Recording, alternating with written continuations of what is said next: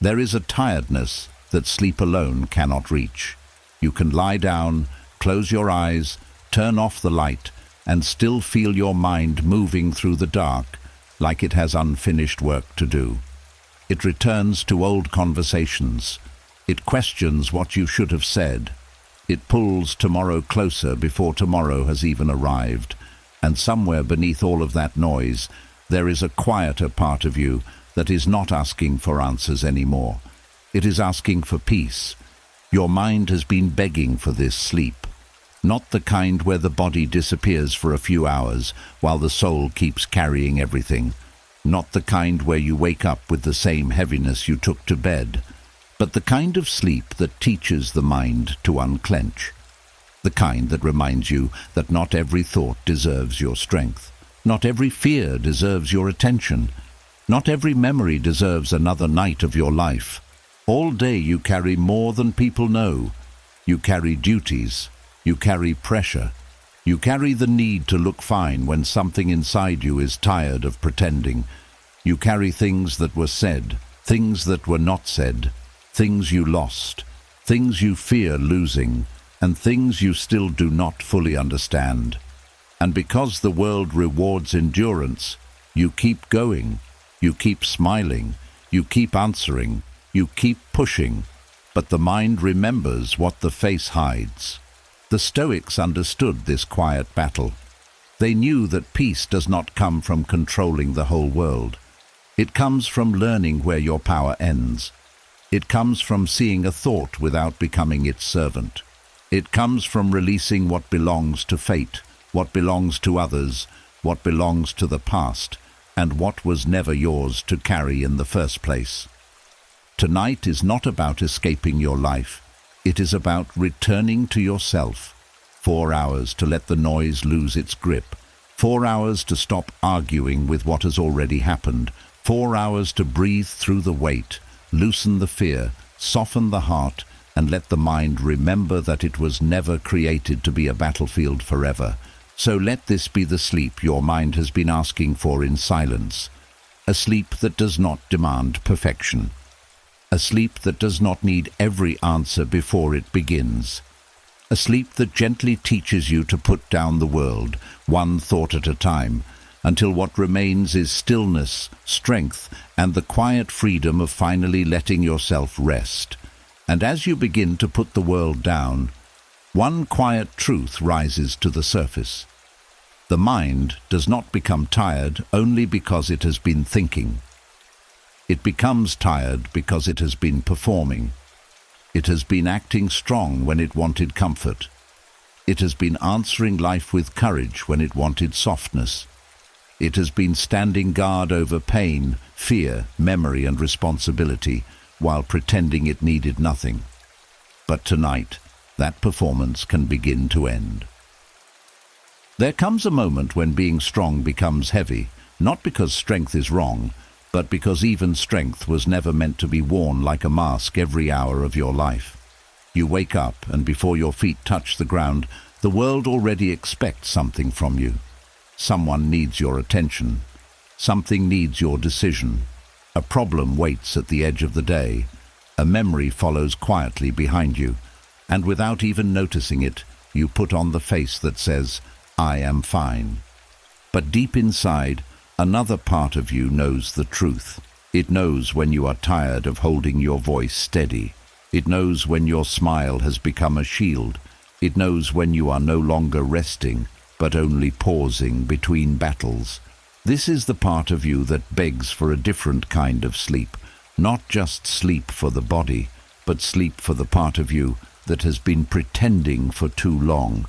The Stoics understood that human beings suffer twice when they refuse to be honest with themselves. First, they suffer from the pain itself. Then, they suffer from the pressure of hiding the pain. This second suffering is often heavier because it has no witness. No one sees it. No one claps for it. No one knows how much energy it takes to look peaceful while your thoughts are still fighting inside. And because no one sees it, you may start to believe it does not matter. But it does. The pain you hide still speaks. The burden you deny still weighs. The tiredness you ignore still asks to be heard. Your mind is not weak for begging for rest. It is wise. It is trying to protect you from becoming a stranger to yourself. When you keep pretending to be strong, you slowly forget what honesty feels like. You tell yourself you are okay before you have even checked. You dismiss your own sadness because others have it worse. You silence your worry because you do not want to seem ungrateful. You bury your disappointment because you think maturity means never admitting that something hurt. But true maturity is not the absence of emotion. It is the courage to see emotion clearly without letting it rule you. This is where Stoic wisdom becomes powerful. The Stoic does not say, feel nothing. The Stoic says, do not become a slave to what you feel. There is a deep difference. To feel pain is human. To let pain control every thought, every breath, every night, every dream, that is where suffering grows roots. So tonight, the work is not to deny what you feel. The work is to stop performing around it. To stop pretending your mind is made of stone. To admit quietly, without shame, I have carried enough today. That sentence alone can begin to loosen something inside you. I have carried enough today. Not everything is solved. Not every question is answered. Not every wound is gone. But enough has been carried for one day. The mind begs for this permission. It begs to stop being the manager of every possible outcome. It begs to stop being the protector of every old hurt. It begs to stop proving that you are strong by refusing to rest. Many people think strength means never breaking, never needing, never pausing. But that is not strength. That is pressure wearing a noble name. Real strength knows when to release. Real strength knows that a bull pulled too tightly for too long will eventually lose its power. Real strength understands that rest is not the enemy of discipline. Rest is what keeps discipline from becoming punishment. When your mind is tired of pretending to be strong, it often speaks through small signs. You become easily irritated by little things. You feel tired even after sleeping. You find yourself replaying conversations you thought you had forgotten. You feel lonely in places where you are surrounded by people. You laugh, but your laughter does not reach the deeper part of you. You do what needs to be done, but you feel distant from yourself while doing it. These are not signs that something is wrong with you. They are signs that something within you is asking to be returned to truth. And truth at night can be gentle. You do not have to tear yourself open. You do not have to solve the whole story of your life before you sleep. You only have to stop lying to your own nervous system. You only have to stop telling your mind it should be fine when it is clearly asking for care. You only have to stop treating rest like a reward you earn after becoming perfect. Rest is not only for the version of you that handled everything well. Rest is also for the version of you that struggled, misunderstood, overthought, reacted, worried, and still kept going. The Stoics would remind you that your power is not found in controlling how others see you. Your power is found in how honestly you return to yourself when no one is watching. You do not need to be the strongest person in every room. You do not need to be the calm one every time. You do not need to carry the emotional weather of everyone around you. Some things belong to other people. Some things belong to time. Some things belong to fate. And some things must be placed down simply because your soul was not built to hold them forever. So let this sleep become the place where the mask softens. Let your face relax from all the expressions it had to hold. Let your shoulders lower from all the duties they tried to carry. Let your breathing slow, not because life is suddenly perfect, but because this moment does not require performance. Nothing needs to be proven here. No one needs to be impressed. No role needs to be played. You are allowed to exist without explaining your exhaustion. There is a quiet freedom in no longer pretending. It does not make you helpless. It makes you real. And when the mind is finally allowed to be real, it does not need to shout as loudly. It does not need to keep knocking at the door of your attention. It begins to trust that you are listening. It begins to understand that it does not have to carry every fear through the night just to keep you safe. Tonight, your mind has been begging for the sleep that lets it stop acting brave. The sleep that says, "You have done enough for today." The sleep that does not judge your heaviness, but receives it. The sleep that does not ask you to become someone else before you are worthy of peace. And as you settle into that truth, something inside you begins to loosen. The part that was holding back tears, the part that was gripping old pain, the part that believed rest had to wait until everything was fixed. No. Rest can begin now. Not because life is finished, not because every burden has disappeared, but because you are no longer willing to turn your mind into a battlefield just to prove you are strong. Tonight, strength becomes softer, courage becomes quieter, and the mind, after pretending for so long, finally receives what it has been asking for all along: permission to stop, permission to soften, permission to sleep. And as the mind begins to receive permission to stop pretending, another truth becomes clear. Rest does not happen just because the body is still. A person can lie down, close the door, turn off the light, pull the blanket close, and still feel as if something inside them is pacing the room. The body may be horizontal, but the mind is still standing at the gate, watching for danger, waiting for disappointment, listening for what could go wrong next. There is a kind of exhaustion that comes from never feeling safe enough to fully let go. You may not call it fear. You may call it responsibility. You may call it planning. You may call it being careful. You may even call it wisdom. But beneath it, the mind is still on duty. It is scanning, measuring, predicting, replaying, and preparing.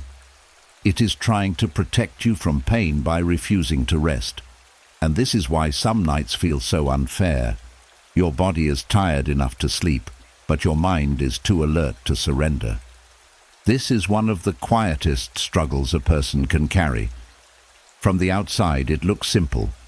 You are in bed, the day is over, nothing is happening, no one is speaking, no task is in your hands, but inside, the mind is still guarding doors that may not even be under attack. It keeps checking old wounds like a watchman checking locks. It keeps listening for signs of danger in memories, in silence, in tomorrow, in people's moods, in unfinished duties. The body has left the battlefield, but the mind has not received the message. The Stoics understood that much of human suffering comes from treating what is possible as if it is already present. The mind says, "What if this happens?" And the body responds as if it is happening now. The mind says, "What if I fail?" And the chest tightens. The mind says, "What if they leave?" And the heart becomes heavy. The mind says, "What if I am not enough?" And suddenly the night no longer feels like a place of rest. It feels like a place of judgment. But a thought about danger is not the same as danger. A memory of pain is not the same as pain returning. A worry about tomorrow is not the same as tomorrow standing over you. This difference is small, but it can change everything. The Stoic mind learns to pause before obeying every alarm. It learns to ask, "Is this happening now, or is my mind creating a shadow?" That question does not erase every fear, but it weakens the false ones. It gives your nervous system a chance to breathe. Many people lie down with a body that wants sleep and a mind that believes sleep is risky. Not risky in a clear way, but in a deep, hidden way. Because if you relax, who will keep watch? If you stop thinking, who will solve the problem? If you stop replaying the conversation, who will protect you from being hurt again? If you let the past become quiet, who will make sure it does not repeat itself? This is how the mind turns itself into a guard. It believes that constant attention is the price of safety. But constant attention does not always keep you safe. Sometimes it only keeps you tired. Sometimes the mind stands guard over doors that are already closed. Sometimes it keeps fighting battles that ended long ago. Sometimes it prepares for storms that never arrive. And while it does this, it uses the very strength you need for healing, clarity, and tomorrow's courage. There is a deep difference between awareness and anxiety. Awareness sees what is real and responds with steadiness. Anxiety sees what might happen and demands your whole life as payment. Awareness says, "This needs my attention tomorrow." Anxiety says, "You must solve it before you sleep." Awareness says, "That hurt me, and I will learn from it." Anxiety says, "Replay it again until you suffer enough to feel prepared." Awareness is a lamp. Anxiety is a fire. One helps you see, the other can burn down the room. So tonight, the practice is not to force the mind into silence. A guarded mind does not calm down through force. It calms down through trust. You do not shout at a watchman who has been protecting the gate all day. You thank him, and you tell him the watch is over. In the same way, you can speak inwardly to the part of your mind that refuses to rest. You can say, "I know you are trying to protect me. I know you are afraid that if you stop, something will fall apart. But for this moment, we are safe enough to soften." Safe enough, not perfectly safe, not guaranteed forever, not free from all problems, just safe enough in this breath, in this room, in this small piece of night. That is all the mind needs at first. It does not need the whole future to be certain. It needs one honest moment where you stop treating every thought like an emergency. The body often understands rest before the mind does. The body says, "I am tired." The eyes become heavy, the shoulders ache, the breath wants to slow down. But the mind says, "Wait, we are not finished." And this is where many people make the mistake of obeying the mind simply because it is loud. But loud does not always mean wise. A fear can be loud and still be wrong. A regret can be loud and still be useless. A worry can be loud and still have no power to improve the situation tonight. The Stoics would remind you that your power lives in the present moment. Not in the future you cannot enter yet. Not in the past you cannot edit. Not in the opinions of people you cannot control. The present is the only place where your hands can touch life. And in this present moment, lying here, breathing here, listening here, your task is not to fix the whole world. Your task is to return the mind to where the body already is. This is why sleep becomes difficult when the mind refuses to join the body. The body is in the room, but the mind is in yesterday. The body is under the blanket, but the mind is in next week. The body is still, but the mind is in an argument, a bill, a fear, a loss, a responsibility, a possibility. Peace begins when the mind is gently brought back from all the places it has been sent to suffer in advance. You do this by noticing without chasing. A thought rises. You do not wrestle with it. You do not follow it into a long story. You do not shame yourself for having it. You simply name it softly. This is worry. This is memory. This is fear. This is planning. This is pain asking for attention. When you name a thought, you step out of it for a moment. You become the one observing, not the one being dragged. That is one of the strongest Stoic skills, the ability to stand beside a thought instead of standing inside it. When you stand inside a thought, it becomes your whole world. When you stand beside it, you can see its size, its shape, its weakness, and its limits. You begin to realize that not everything your mind presents at night is a command. Some thoughts are only echoes. Some are only habits. Some are only old alarms ringing in an empty house. The mind standing guard needs patience, not anger. It has guarded you for a reason. At some point in life, staying alert may have helped you survive disappointment, rejection, pressure, confusion, or emotional uncertainty. But what once protected you can later imprison you if it never learns when to rest. A locked door is useful during a storm, but if it never opens again, the house becomes a cage. Tonight, you are not asking the mind to become careless. You are teaching it a wiser form of safety. The safety of knowing that rest is not weakness. The safety of knowing that tomorrow can be handled tomorrow. The safety of knowing that some answers arrive only after the mind stops attacking itself. The safety of knowing that you do not have to stay awake as proof that you care. Let the body be your teacher now. It is already showing you the way. It does not argue with the mattress. It does not demand explanations from the blanket. It does not ask the darkness for guarantees. It simply lowers, releases, softens, waits. The mind can learn this too. Slowly, breath by breath, thought by thought. It can learn that stillness is not danger. Quiet is not abandonment. Rest is not losing control. Sleep is not a failure of strength. It is the restoration of it. So as you lie here, let the guard inside you lower its weapon. Let the watchman step away from the gate. Let tomorrow remain outside the door until morning has the right to open it. Let the past stay where time has already placed it. Let your body and mind finally meet in the same moment. Not yesterday, not tomorrow, here. And when the mind tries to stand again, do not punish it. Guide it back. Tell it, not now. Tell it, this can wait. Tell it, we are no longer guarding pain tonight, because the body has already lain down. Now the mind is learning how to follow.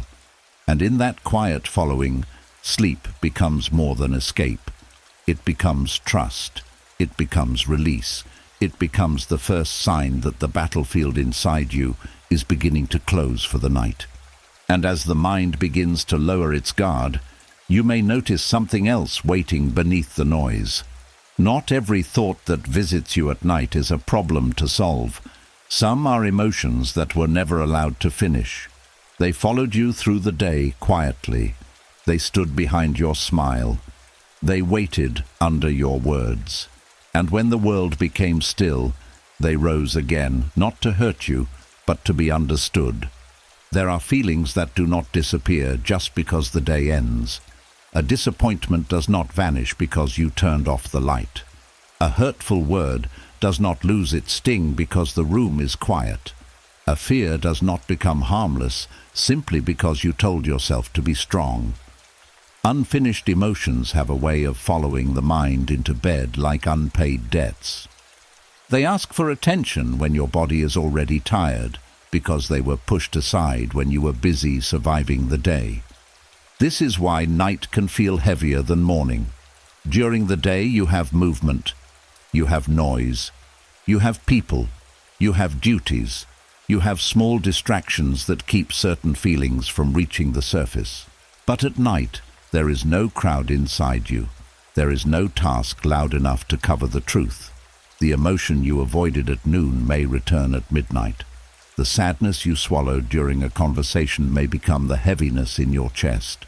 The anger you called nothing may become the thought that will not stop repeating itself. The Stoic way is not to run from these emotions, and it is not to drown in them. It is to meet them with discipline and honesty. The Stoic does not pretend the heart is stone. The Stoic simply refuses to let every passing feeling become a ruler. This matters deeply because unfinished emotions become dangerous when they are either denied completely or obeyed blindly. If you deny them, they grow in the dark. If you obey them, they control the night. But if you observe them, they begin to loosen. An unfinished emotion is often a feeling that never received a clear place to land. Maybe someone disappointed you, but you told yourself it was not a big deal.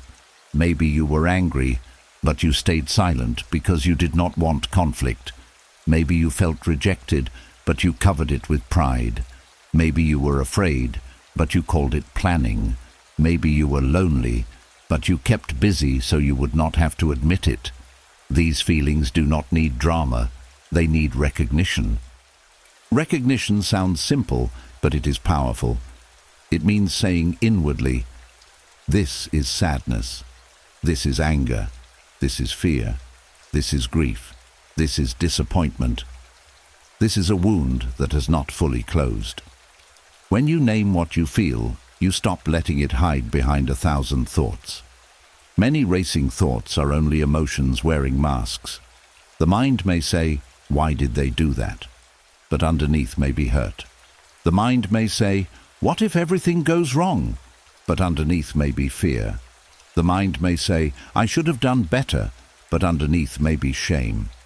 Naming the emotion brings the hidden thing into the light. And once it is in the light, you can ask a wiser question. Not, how do I make this disappear immediately? But, what does this feeling need me to understand? This question changes the whole night. Instead of fighting yourself, you begin listening. Instead of turning your pillow into a place of punishment, you turn it into a place of quiet honesty. You do not need to analyze every detail. You do not need to reopen every wound. You only need to admit what is true without letting it become your master. The Stoics believed that what disturbs us is not only what happens, but the judgment we attach to what happens. Someone ignores your message, and the mind says, I do not matter. Someone speaks coldly, and the mind says, I am not respected. A plan fails, and the mind says, my life is falling apart. A mistake happens, and the mind says, I am the mistake. These judgments turn ordinary pain into lasting suffering. The emotion begins as a spark, but the story you attach to it becomes the fire. So before you carry an emotion into the night, separate the event from the story. What happened is one thing. What your mind is saying about it is another. This is where freedom begins. Maybe someone was distant. That is the event. They no longer care about me, maybe the story. Maybe you made a mistake. That is the event. I ruin everything is the story. Maybe today was hard. That is the event. My life will always feel like this is the story. The Stoic mind learns to examine the story before believing it. This does not make you cold. It makes you clear. Clarity is one of the greatest gifts you can give yourself before sleep, because the mind cannot rest when it is trapped inside exaggeration. It cannot soften when it has turned one moment into a life sentence. It cannot release when it believes every feeling is final. But when you say, this is painful, but it is not the whole of me, something begins to open. When you say, this hurt, but I do not have to carry it all night, something begins to settle. There is a practice hidden inside Stoicism that can change the way you end your day. Before sleep, review the day gently, not like a judge looking for crimes, but like a wise teacher looking for understanding. Ask yourself, what did I feel today that I did not give space to? What did I carry that was never mine? Where did I react from fear? Where did I need patience? What can be learned and what must be released? This kind of reflection does not punish the mind. It cleans the mind. But be careful. Reflection is not rumination. Reflection brings wisdom. Rumination brings exhaustion. Reflection says, here is what happened. Here is what I can learn. Here is what I can release. Rumination says, replay it again, suffer again, blame again, fear again. Reflection has an ending. Rumination keeps digging. The Stoic way is to think with purpose, then stop when the purpose has been served. Some emotions remain unfinished because we keep waiting for someone else to finish them for us. We wait for an apology. We wait for an explanation. We wait for someone to understand how deeply they hurt us. We wait for life to go back and make the scene fair. But night after night, this waiting becomes a chain. The Stoic does not deny that apologies matter. The Stoic only understands that your peace cannot depend completely on another person's maturity. If they give you closure, receive it. If they do not let their silence become your prison. This is difficult, but it is freeing. You can release an emotion without approving what caused it. You can stop carrying pain without saying the pain was acceptable. You can put down anger without pretending you were not wronged. Letting go does not mean the other person was right. It means you are no longer willing to spend another night keeping their actions alive inside your body. Before sleep, give every unfinished emotion a boundary. Say to the sadness, "I hear you, but you may not drown me tonight." Say to the anger, "I understand you, but you may not burn through my peace." Say to the fear, "I see you, but you may not rule this room." Say to the regret, "Teach me, but do not torture me." This is not weakness, this is inner leadership. You are not rejecting your emotions, you are guiding them. Your emotions are not enemies, they are messengers. But even a messenger must not be allowed to move into your house and command your life. Feelings come to reveal something. They show you where you are wounded, where you are attached, where you are afraid, where you need boundaries, where you need truth, where you need rest. Once the message has been received, you do not have to keep holding the messenger by the hand all night. There is also humility in ending the day. You accept that not everything can be completed before sleep. Some conversations will remain unfinished. Some answers will come later. Some healing will take time. Some emotions will need many nights before they fully soften. But tonight does not require full healing. Tonight requires only one honest release. One burden placed down. One story questioned. One feeling named. One breath taken without fighting yourself. The body cannot sleep peacefully while the heart is still carrying emotional clutter from the day. So you begin to clear the room inside you. Not perfectly, not dramatically, just gently. You return what belongs to others. You return what belongs to the past. You return what belongs to tomorrow. You keep only what is yours to learn from, and even that you hold lightly. And as you do this, the night becomes less crowded. The mind no longer has to host every disappointment, every fear, every unfinished conversation, every unspoken sentence. The heart no longer has to stand in the dark holding feelings that were never meant to become permanent residents. You are allowed to end the day before everything is healed. You are allowed to sleep before every emotion makes sense. You are allowed to rest while still being human. So tonight, let unfinished emotions become softened emotions. Let them be seen without being worshipped. Let them be heard without being obeyed. Let them teach without taking over. This is the Stoic way of entering sleep with dignity, not empty of feeling, but free from being controlled by feeling. Not numb, but steady. Not untouched by life, but no longer dragged through the night by everything life awakened in you. And when the last thought tries to remind you of what is still unresolved, answer it gently. Not tonight. I have listened enough for now. What can be learned will remain. What can be released will leave. What needs time will receive time. But my mind does not have to carry this into sleep. Then breathe. Let the emotion lose its sharp edges. Let the story loosen its grip. Let the night receive what you are no longer able to hold. And little by little, the mind learns a new ending to the day. Not collapse, not avoidance, not pretending, but release. And as those unfinished emotions begin to soften, another burden quietly appears. It is the pressure to make everything right before the night allows you to rest. The mind says, fix this before morning, understand this before morning, decide this before morning, solve this before morning. But the soul knows a truth the mind keeps forgetting. Not everything that is broken at night is meant to be repaired in the dark. There is a pressure that no one sees. It does not always look dramatic. It may not make you cry. It may not make you speak.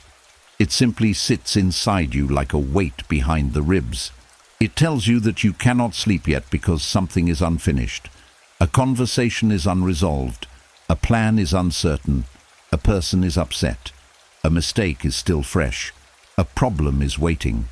And before you know it, your bed no longer feels like a place of rest. It becomes a workshop where your mind keeps trying to repair the whole world with tired hands. This is one of the deepest ways the mind exhausts itself. It believes that if it keeps thinking long enough, it can prevent pain. If it keeps analyzing, it can stop disappointment. If it keeps planning, it can remove uncertainty. If it keeps replaying what happened, it can somehow change the ending.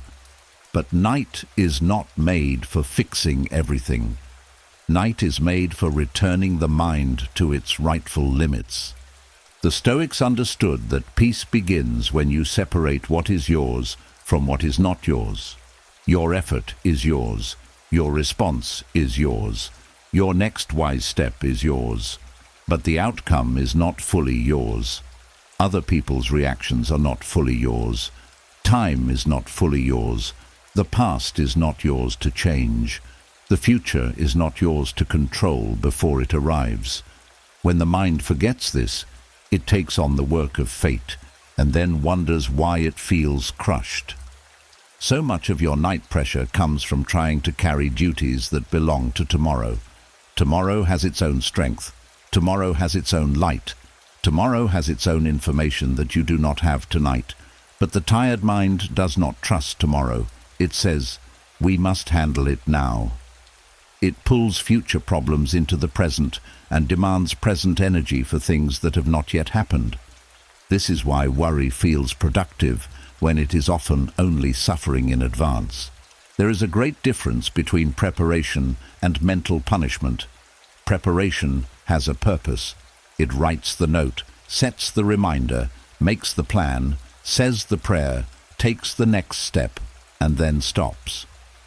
Mental punishment keeps going after there is nothing useful left to do.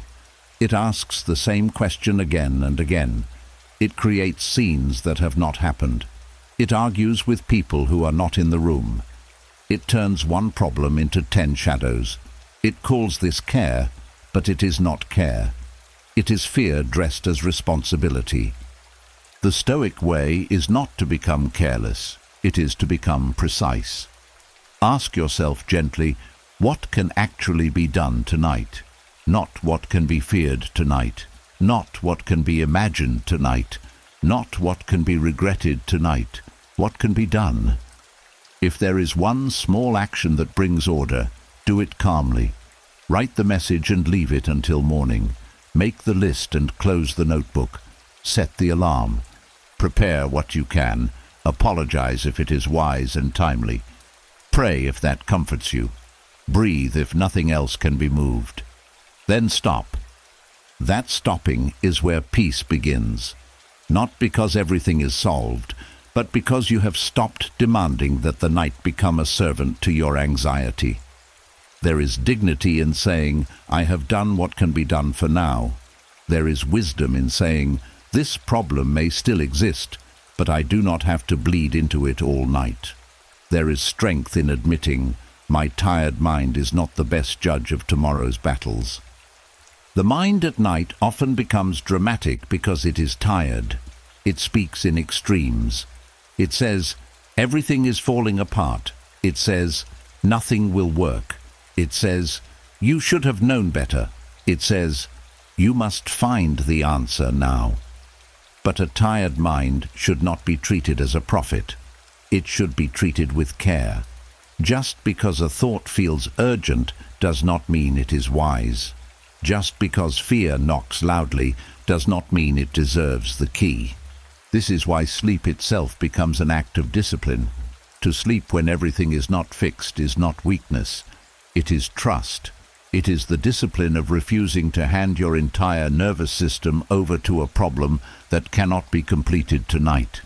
It is the humility to accept that you are human, not fate, not time, not the controller of every moving part in life. You are responsible for your character, your choices, your honesty, your effort. You are not responsible for bending the whole universe into certainty before morning.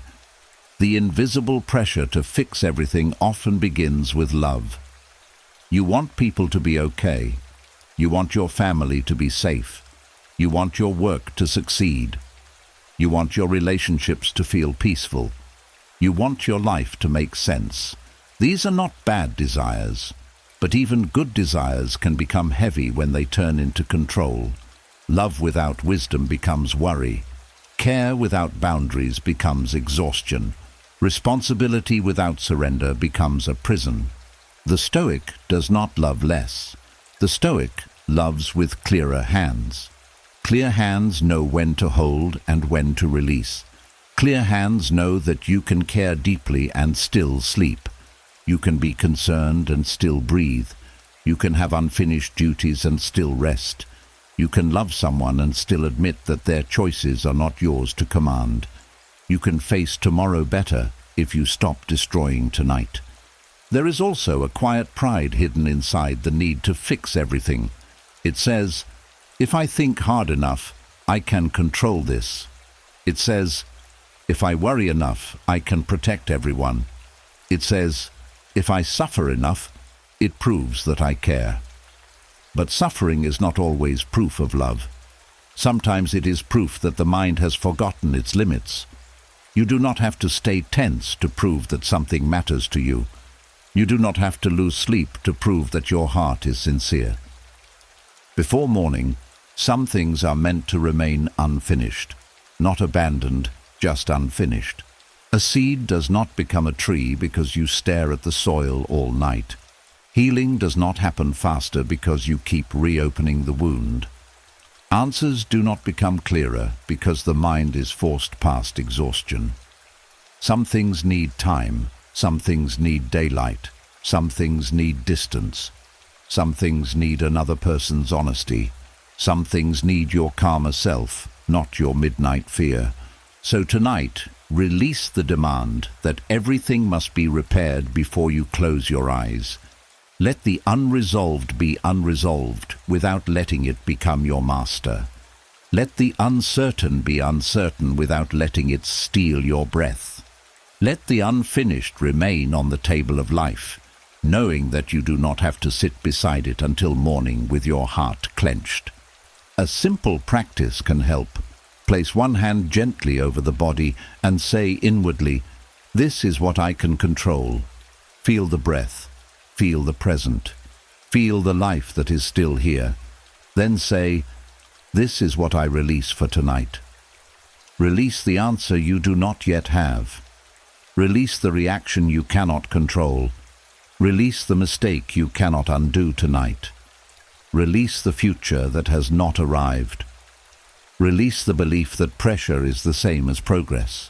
Your mind may resist at first. It may say, "But what if something goes wrong?" Answer gently, "Then I will meet it when it becomes real." It may say, "But what if I forget?" Answer, "I have taken the step I can take." It may say, "But what if I am not doing enough?" Answer, "Rest is part of doing enough." This is how you teach the mind a new rhythm, not by fighting it, but by leading it. And as the pressure begins to loosen, you may feel a strange emptiness. That emptiness is not failure. It is space. It is the space that worry used to occupy. It is the space where sleep can finally enter. It is the space where your heart learns that life can remain imperfect and you can still be safe enough to rest. Tonight, you do not need to fix everything before morning. You only need to stop adding fear to what already hurts. You only need to stop turning uncertainty into punishment. You only need to give tomorrow back its responsibilities and give this moment back its peace. Let the night be the night. Let morning be morning. Let what is yours remain small enough to carry. Let what is not yours return to where it belongs. And let your mind understand that the world will not be healed by your exhaustion. Some things will wait, some things will unfold, some things will be clearer after sleep, and you, with a softer breath and a lighter spirit, are allowed to rest before the answers arrive. And after you give tomorrow back its own weight, a deeper silence begins to reveal what the day has been hiding. Because sometimes the loudest thoughts at night are not random. They are not there because you are broken. They are there because something inside you was ignored for too many hours. The soul speaks softly at first, but when you keep pushing it aside, it waits until the world becomes quiet. Then it raises its voice. There is a part of you that notices everything you refuse to feel. It notices when you are smiling, but your heart is tired. It notices when you say, "It is fine," but something inside you tightens. It notices when you keep giving to others while quietly disappearing from yourself. It notices when you move through the day like a machine, answering, working, helping, performing, but never once asking your own spirit, "What do you need?" And when that question is ignored long enough, the mind becomes noisy. This is why your thoughts may become louder at night. It is not always because the night is against you. It is because the night removes the distractions that helped you avoid yourself. During the day, there is always something to do. A phone to check, a person to answer, a task to finish, a problem to manage, a role to play. The world keeps handing you noise, and noise can feel like protection when you are afraid to sit with what is true. But when the day ends, the noise falls away. The soul finally has room to speak, and because it has been waiting all day, it does not always speak gently. It may come as a rush of thoughts. It may come as heaviness. It may come as memories that return without warning. It may come as a strange sadness you cannot explain. It may come as irritation, restlessness, fear, or a deep feeling that something is missing, even when nothing obvious is wrong. The Stoics understood that a life without inner attention becomes a life ruled by outer pressure. When you do not return to yourself, the world decides your rhythm. Other people's needs become your schedule. Other people's moods become your weather. Other people's opinions become your mirror. And by the time night comes, your inner world feels crowded, because you allowed everything outside you to enter without asking what belonged there. This does not mean you should stop caring. It does not mean you should become selfish, cold, or distant. It means your soul also belongs in the circle of your concern. You cannot spend all day abandoning yourself and expect the night to feel peaceful. Peace is not something that suddenly appears at bedtime. Peace is often the result of how honestly you lived with yourself during the day. Every ignored feeling becomes louder when it is denied a place. A small sadness becomes a heavy ache when you keep calling it nothing. A small worry becomes a storm when you keep refusing to look at it clearly. A small need becomes resentment when you keep pretending you do not need anything. A small disappointment becomes bitterness when you tell yourself you are too mature to be hurt. The soul does not become quiet because you silence it. It becomes quiet when you listen. Listening does not mean drowning in emotion. It means giving your inner life a few honest moments before it has to shout. It means noticing the tightness in your chest before it becomes a sleepless night. It means admitting, "That hurt me," before the hurt turns into overthinking. It means saying, "I am tired," before the tiredness becomes anger. It means saying, "I need space," before your silence becomes emotional distance from everyone around you. The Stoic way is to meet yourself with calm truth. Not drama, not self-pity, not denial. Truth. What am I feeling?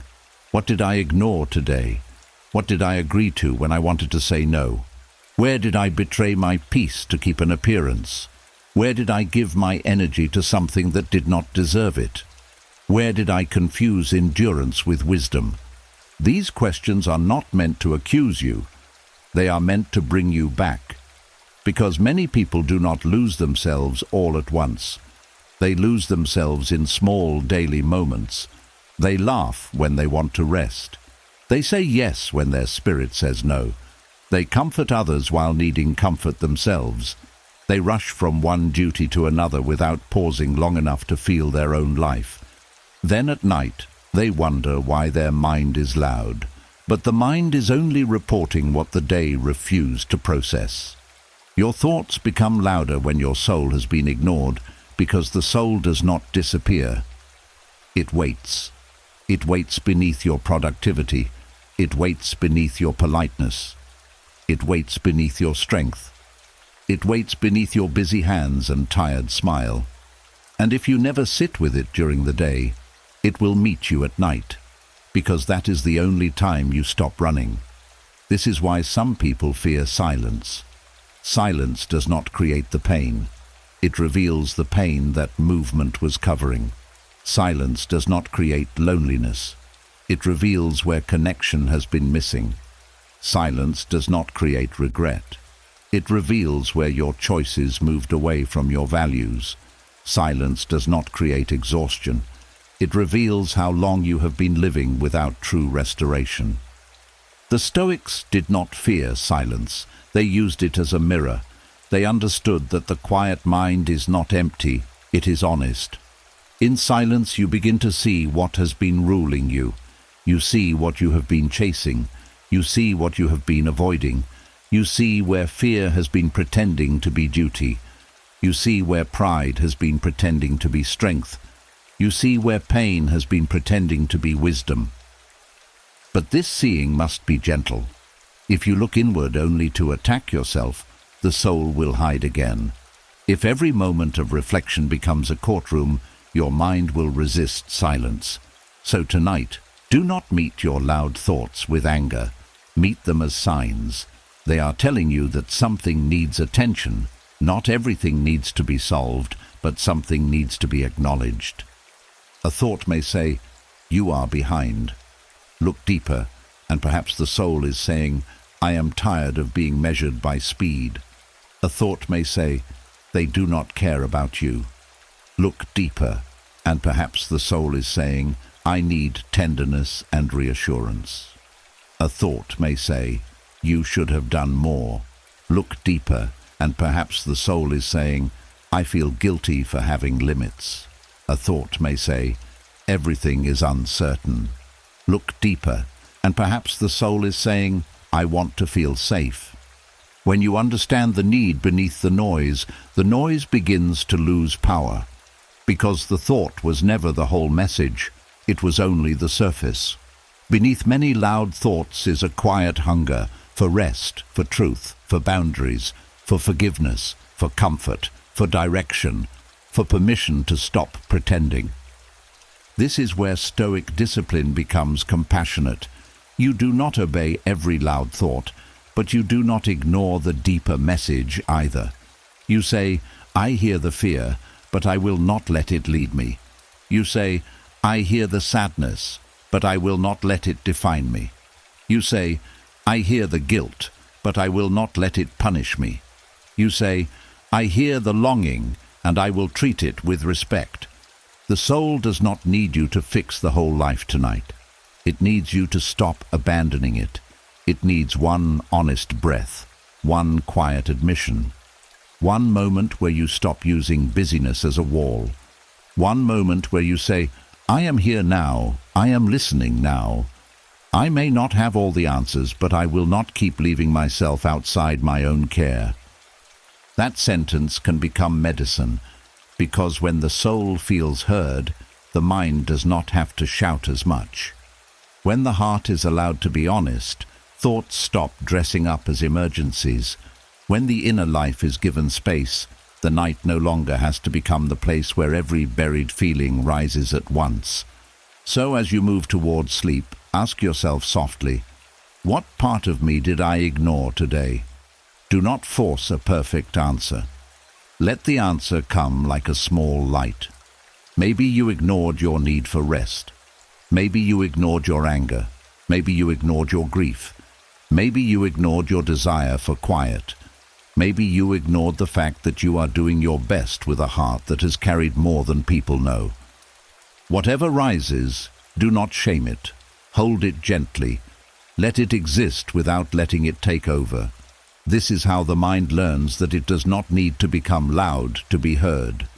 This is how the soul learns that it does not have to wait until midnight to be noticed. This is how peace begins to return, not by silencing the inner world, but by welcoming it back into wisdom. Tonight, the thoughts do not need to be fought. They need to be understood. The soul does not need another command. It needs attention, and as you give it that attention, the noise begins to soften. The mind realizes it is no longer alone with what it carries. The heart realizes it no longer has to hide beneath the duties of the day.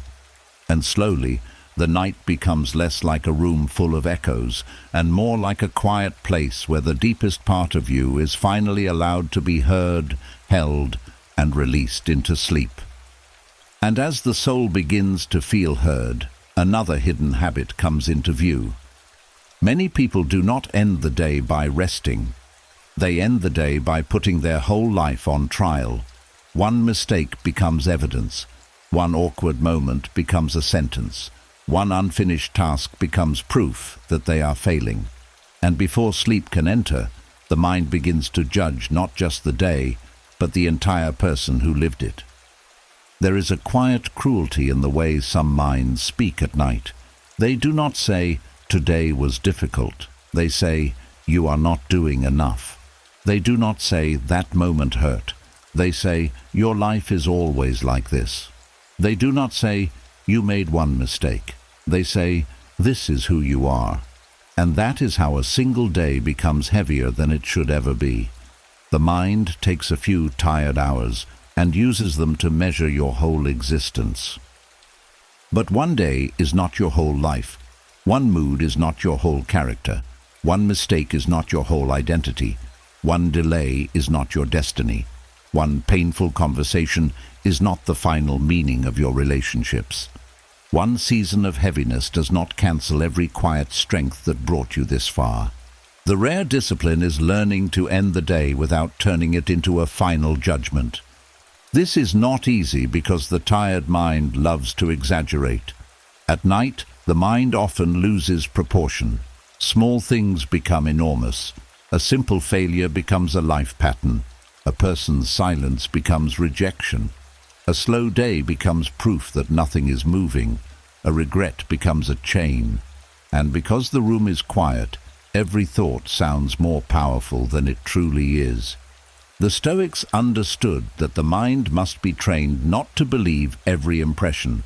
An impression is the first story the mind presents to you. Something happens, and the mind quickly gives it meaning. But the first meaning is not always the true meaning. The mind says, "You failed." But perhaps the truth is, "You are learning." The mind says, "You are behind." But perhaps the truth is, "You are moving at the pace life has allowed for now." The mind says, "You should have handled that better." But perhaps the truth is, you handled it with the strength you had in that moment.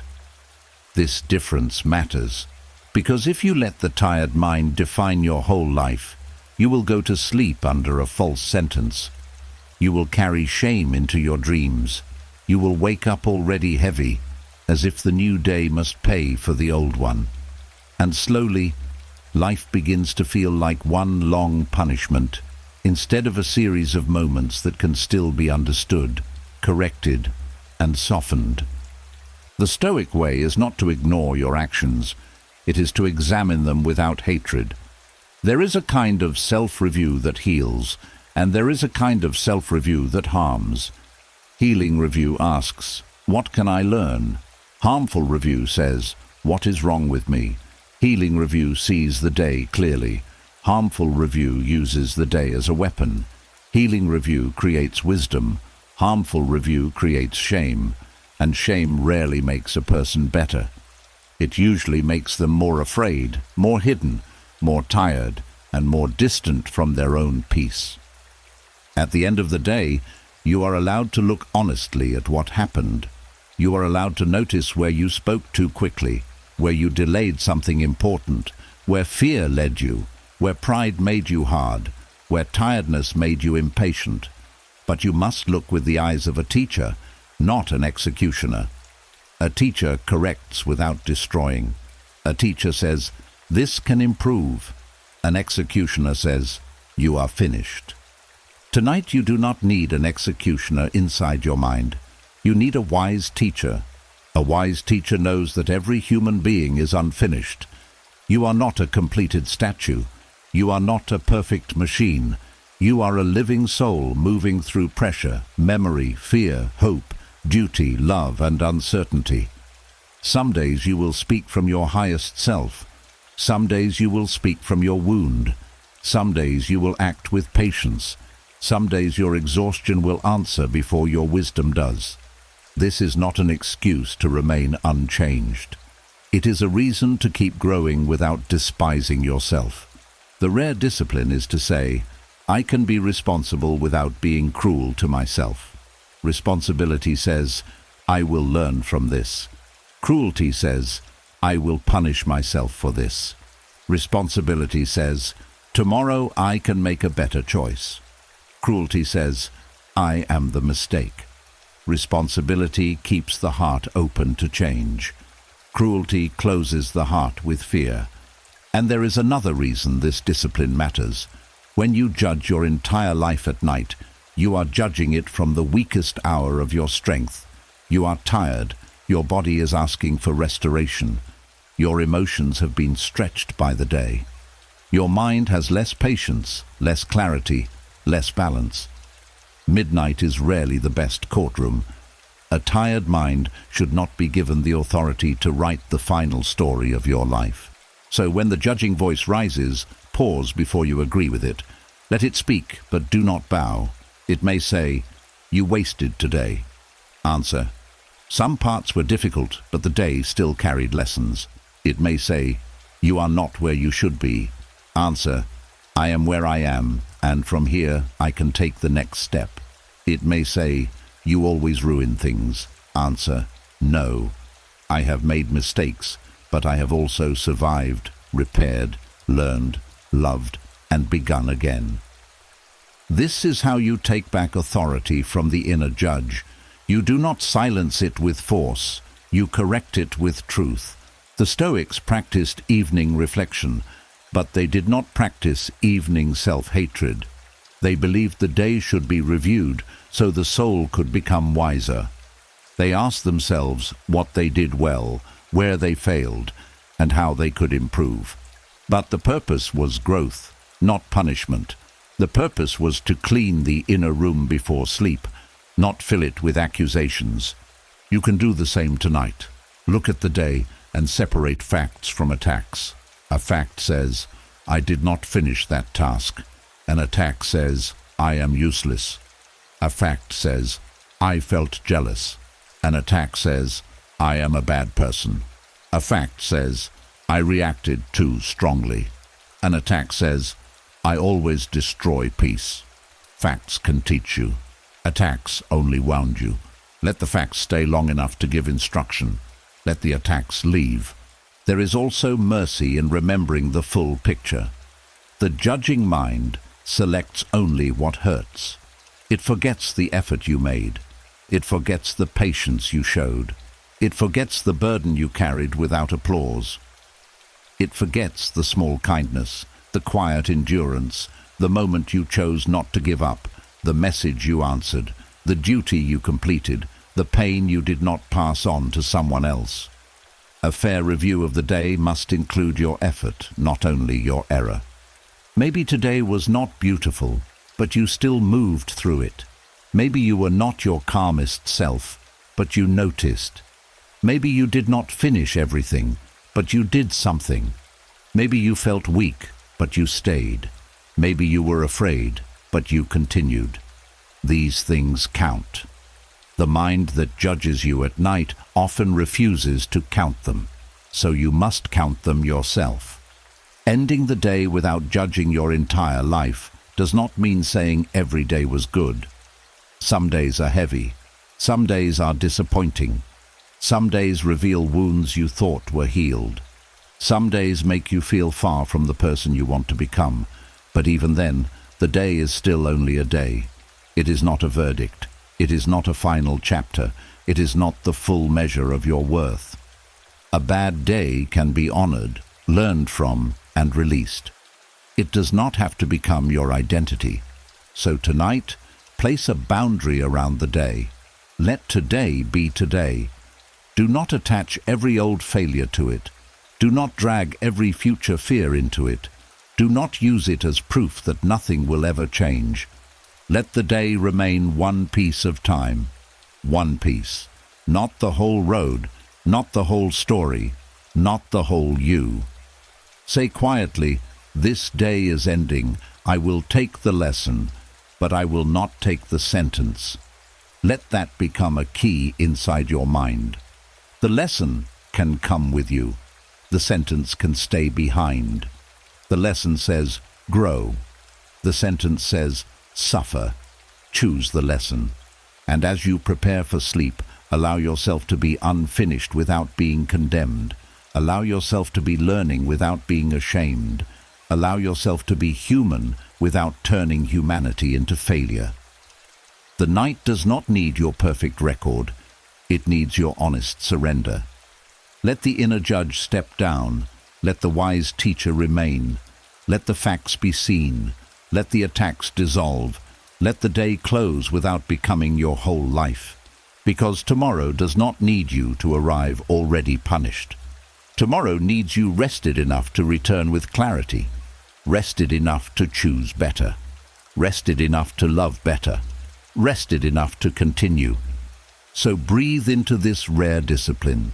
The discipline of not making one day your whole identity.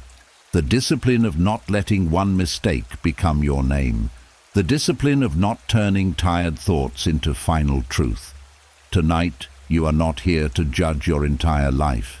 You are here to lay the day down, take only its wisdom, and let the rest fall quietly into the dark, where it no longer has the power to follow you. And as the day is finally separated from your identity, another habit asks to be released. It is the habit of taking old mistakes into bed and putting yourself on trial in the dark. You lie down to rest, but the mind calls witnesses. It brings back the wrong words, the poor choices, the missed chances, the moments you wish you could redo. And instead of sleep, bedtime becomes a courtroom where your past stands against you. There is a special kind of pain that comes from being both the accused and the judge inside your own mind. No one else may be speaking, but you hear the charges clearly. You should have known better. You should have acted differently. You ruined that moment. You lost that chance. You were not wise enough, strong enough, careful enough, brave enough. The room is quiet, but the inner courtroom is loud, and every night the same old evidence is brought back as if punishing yourself could somehow change what happened. But punishment does not rewrite the past. It only wounds the present. This is one of the hardest truths to accept. Many people keep replaying mistakes because they believe the replay is a form of responsibility. They think, if I keep feeling bad, it proves I care. They think, if I keep blaming myself, it means I have learned. They think, if I stop suffering over it, maybe I am letting myself off too easily. But the Stoics would ask a clearer question. Does this suffering make you wiser, or does it only make you tired? There is a difference between remorse and self-torture. Remorse is honest. It says, I see what I did. I understand the cost. I will carry the lesson forward. Self-torture says, I must keep hurting myself because I cannot undo it. Remorse can make the soul cleaner. Self-torture only keeps the soul trapped in the same room with the same shadow. Remorse has movement. Self-torture has repetition. Remorse teaches. Self-torture imprisons. Bedtime was never meant to become the place where you drag your old self into court. The night is not strong enough to carry every mistake you have ever made. Your body is not designed to sleep while your mind keeps reopening files that time has already closed. And your spirit cannot heal if every quiet hour becomes another chance to condemn who you used to be. The Stoic way begins by asking what belongs to you now, not what belonged to you 5 years ago, not what should have happened then, not what you would do if life allowed you to return to that exact moment with today's wisdom. What belongs to you now? Your present judgment, your present action, your present character, your willingness to repair what can still be repaired, your willingness to stop repeating what harmed you or others. That is where your power lives. The past does not give you unlimited access to correction. Some things can be repaired, some conversations can be reopened, some apologies can still be made, some habits can still be changed, but some doors are closed, some people are gone, some moments cannot be touched again. Some versions of yourself only exist now as memory. This is painful, but it is also freeing. Because once you understand that the past cannot be edited, you stop wasting your nights trying to become powerful, where life has already removed your control. That does not mean you become careless. It means you become wise. Wisdom says, I cannot go back, but I can go forward differently. Wisdom says, I cannot erase the mistake, but I can refuse to become the kind of person who repeats it blindly. Wisdom says, I cannot change what happened, but I can change what the lesson produces in me. This is how the courtroom becomes a classroom, and that shift changes everything. In a courtroom, the goal is punishment. In a classroom, the goal is understanding. In a courtroom, your mistake is used against you. In a classroom, your mistake is used to teach you. In a courtroom, your old self is condemned. In a classroom, your present self is trained. Tonight, the mind must stop building a case and begin receiving instruction. Ask yourself gently, what was the lesson? Not, how can I suffer more? Not, how can I insult myself until I feel forgiven? Not, how can I keep this pain alive? Simply, what was the lesson?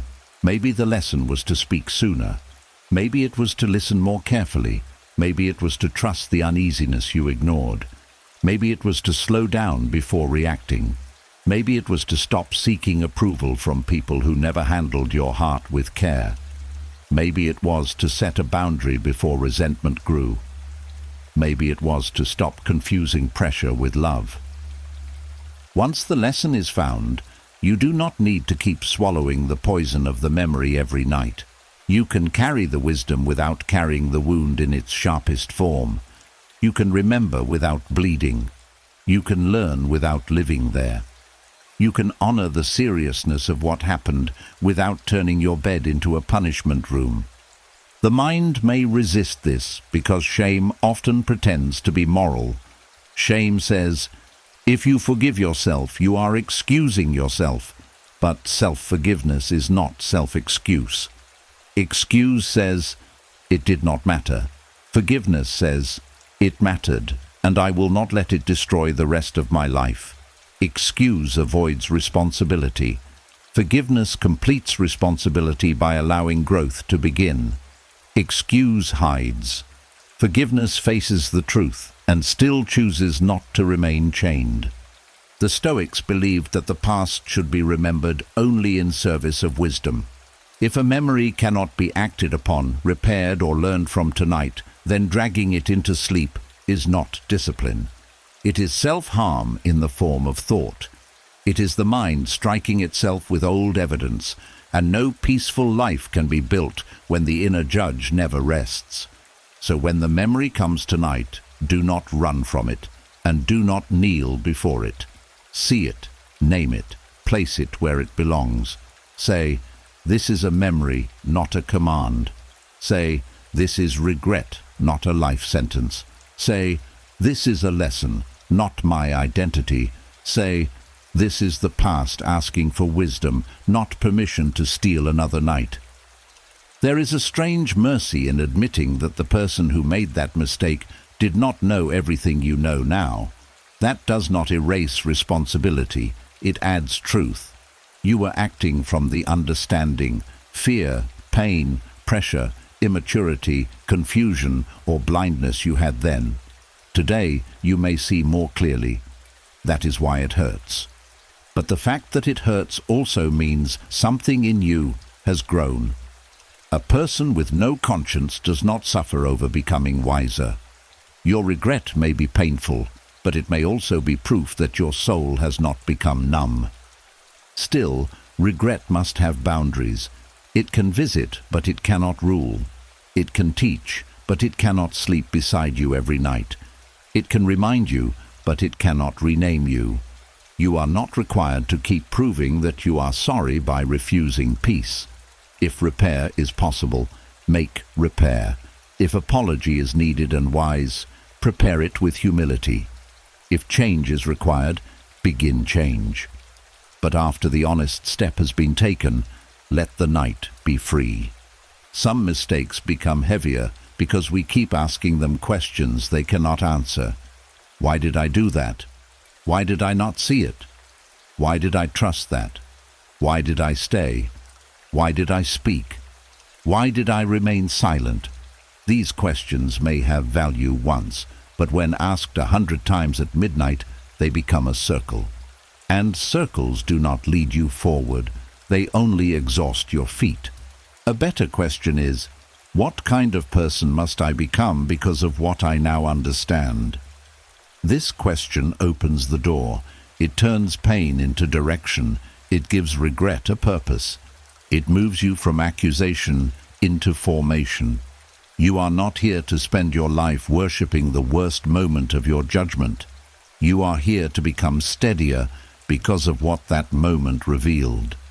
Tonight, let your bedtime become a place of release, not prosecution.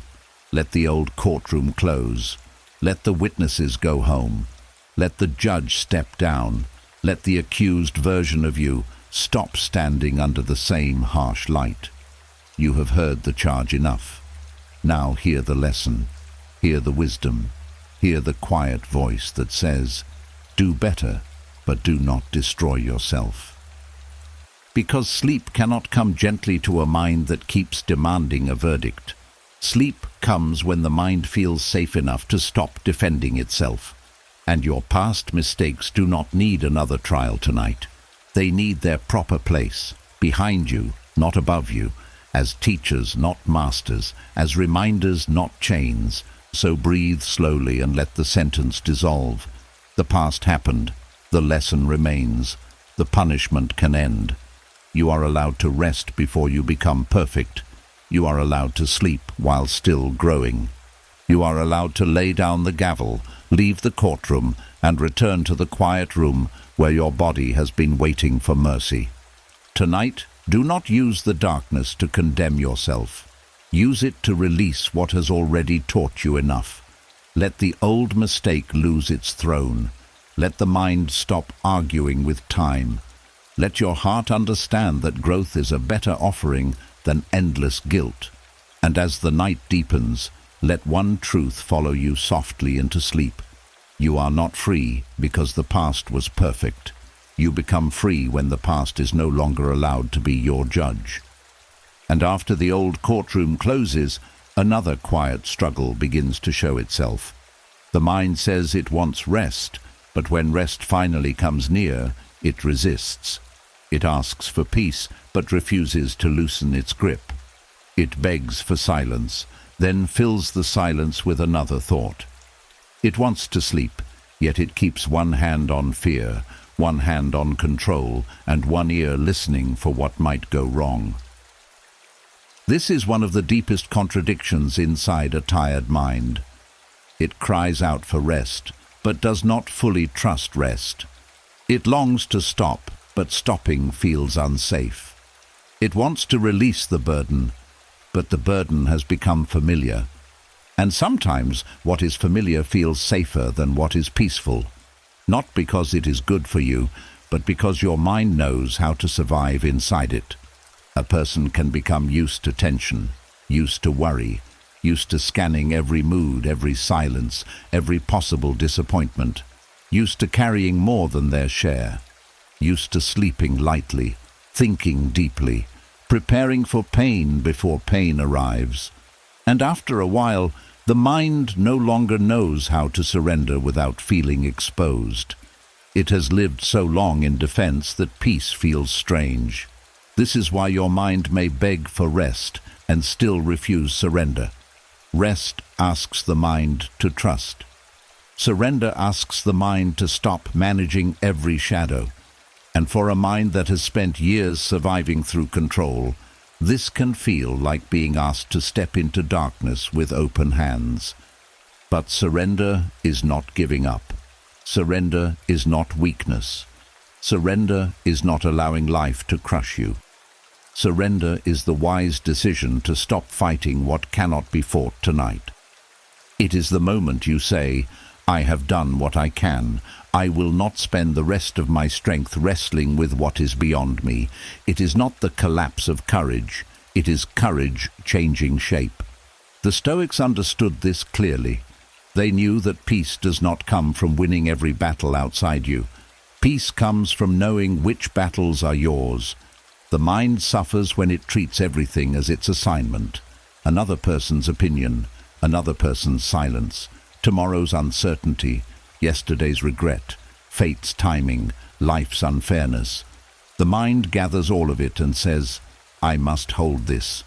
But the soul whispers, "No, some of this was never yours." And still, letting go is difficult, because the mind often mistakes control for safety. It believes that if it keeps thinking, it is protecting you. If it keeps worrying, it is preparing you. If it keeps replaying, it is preventing the same pain from returning. If it keeps watching, it will not be surprised again. So when you tell the mind to rest, it may answer, "But who will protect us if I stop?" This is where you must become gentle with yourself. You cannot force a guarded mind into surrender by attacking it. You cannot insult yourself into peace. You cannot shame your thoughts into silence. The part of you that refuses to surrender is not your enemy. It is a tired protector that has not yet learned the difference between real danger and remembered danger. There may have been moments in your life when staying alert helped you survive. You learned to read faces. You learned to expect changes in tone. You learned to prepare for disappointment before it arrived. You learned to hide your needs. You learned to keep moving because stopping made the pain louder. Maybe control became your way of feeling less helpless. Maybe overthinking became your way of feeling responsible. Maybe never fully relaxing became the price you paid to feel ready. But what helped you survive one season may not help you heal in the next. A shield is useful when arrows are flying. But if you sleep holding the shield every night, your arms will never recover.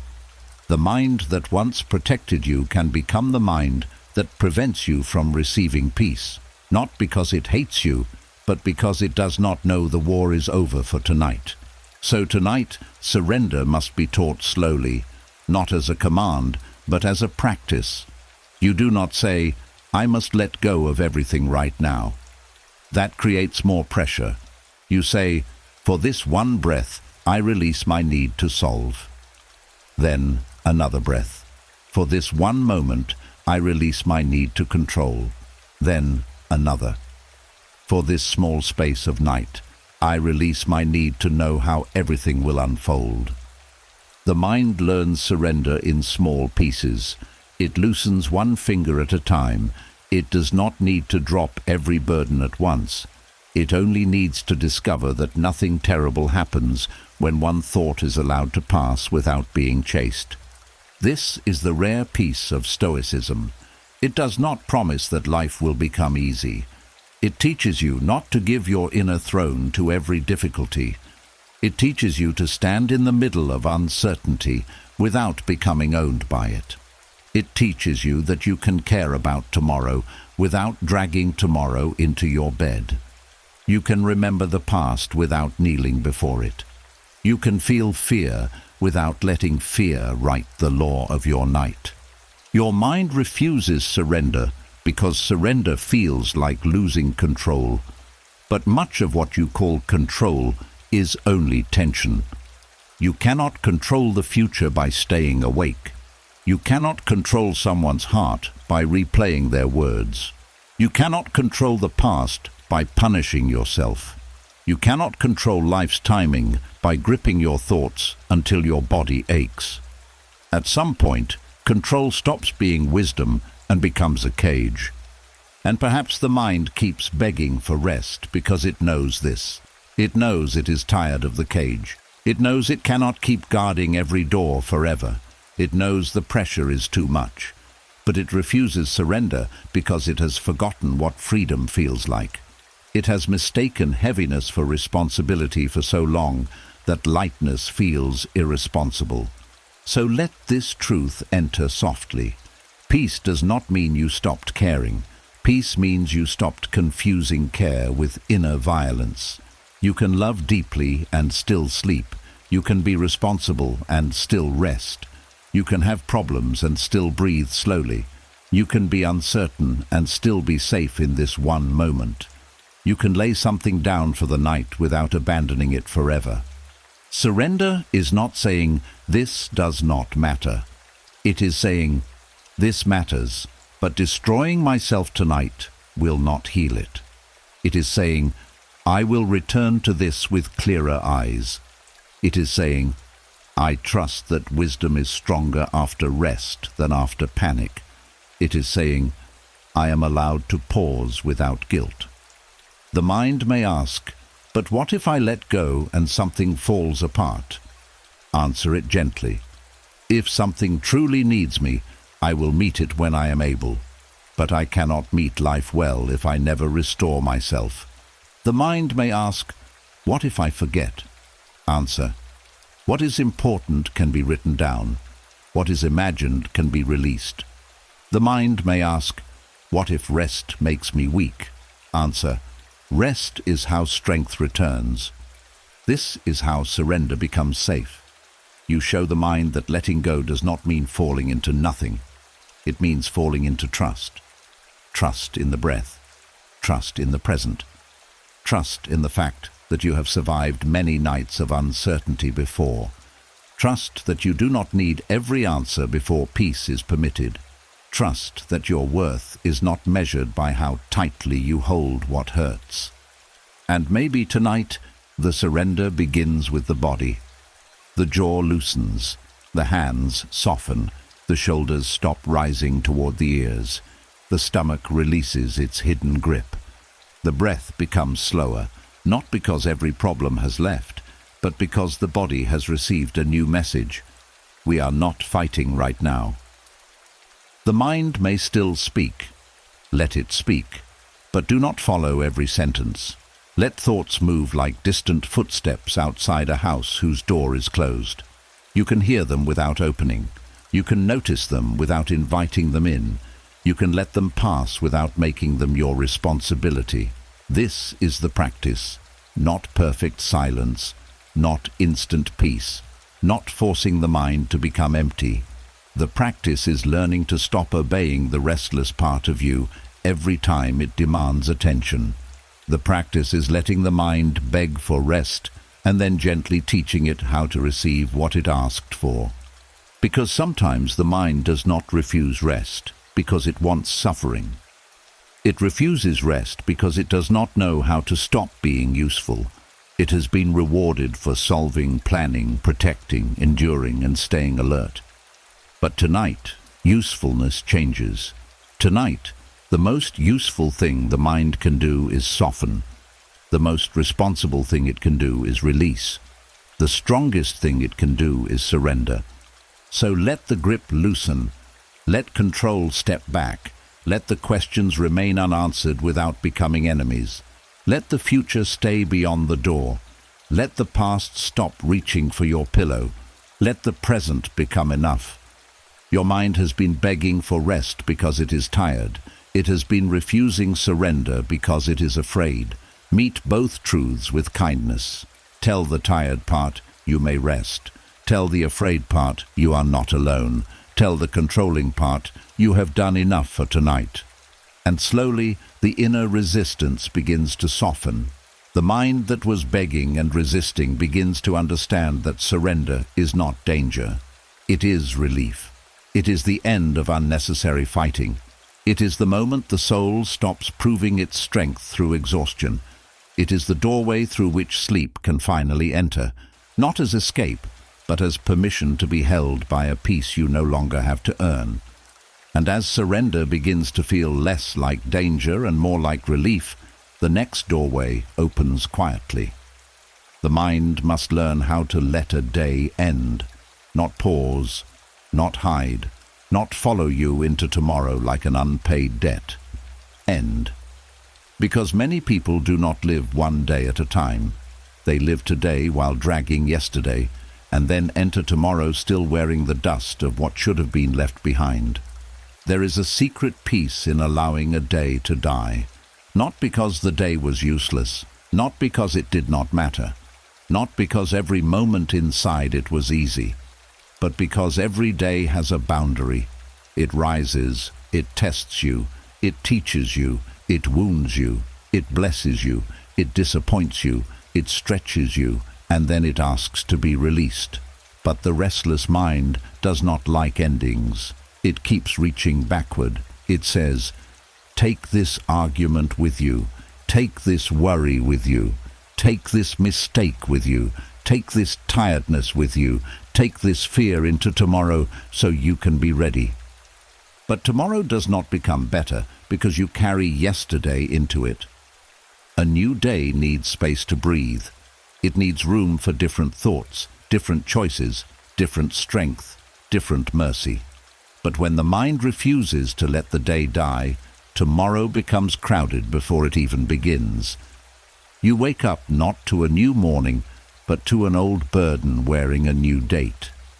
The sun rises, but inside you, yesterday is still speaking.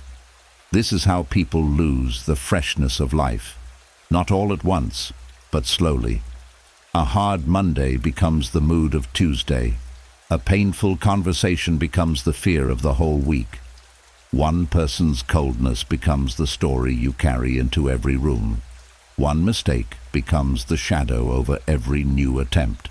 And without noticing it, life stops arriving as a series of new moments. It begins to feel like one long day that never fully ends. The Stoics knew that time is not something we own forever. Each day is a small life. Morning is its birth.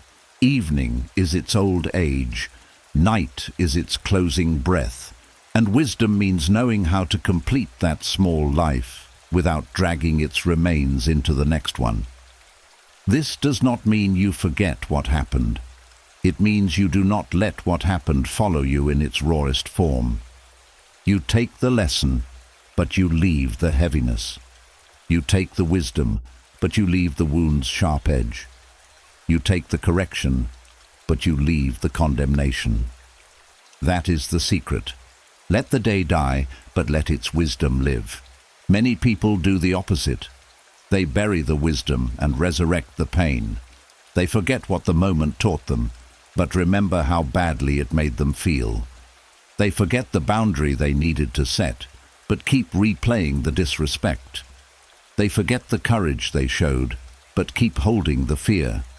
They forget the lesson in patience, humility, silence, honesty, or restraint, but keep dragging the emotional weight into every tomorrow. The Stoic path asks for a different ending. At night, you look at the day and say, what is mine to keep? Not everything. Only what is useful for character. Did the day teach patience? Keep that. Did it reveal where you need discipline? Keep that. Did it show you someone's nature? Keep that knowledge without bitterness. Did it expose your own weakness? Keep the lesson without shame. Did it remind you what truly matters? Keep that clarity. But the bitterness, the unnecessary replay, the self-attack, the fear of repeating everything, the need to control what has already passed, leave those behind.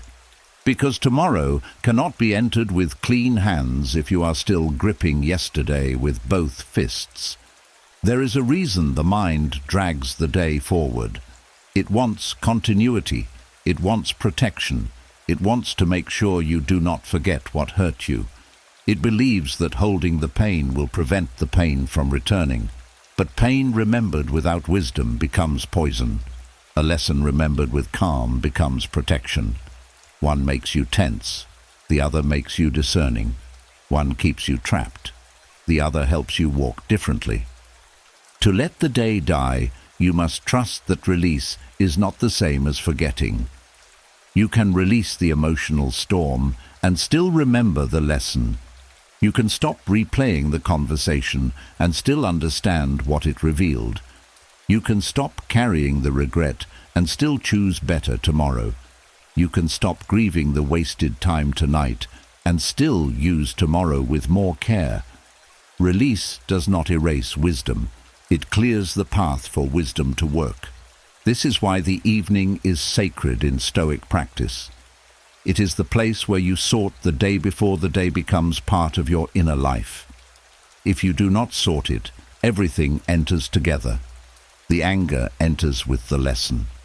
The shame enters with the correction. The fear enters with the preparation. The pain enters with the memory. And by morning, your mind is carrying more than it needed to keep. So tonight, sort the day gently. Ask, what happened? Then answer without drama. Ask, what did it teach me? Then listen without pride. Ask, what can I do differently? Then choose one honest improvement. Ask, what is no longer useful to carry? Then release it without argument. This simple practice turns the day from a burden into a teacher. It gives the mind closure without denial. It gives the heart rest without pretending everything was perfect. Some days are hard to release because they feel unfinished. Someone did not apologize. A problem did not resolve. A plan did not work. A fear did not disappear. But a day can end even when a situation has not ended. This is important. You do not have to keep the day alive just because some part of life remains unresolved. Life is full of open loops. If you wait for every loop to close before you rest, you will never rest deeply. The Stoic does not demand that life become complete before practicing peace.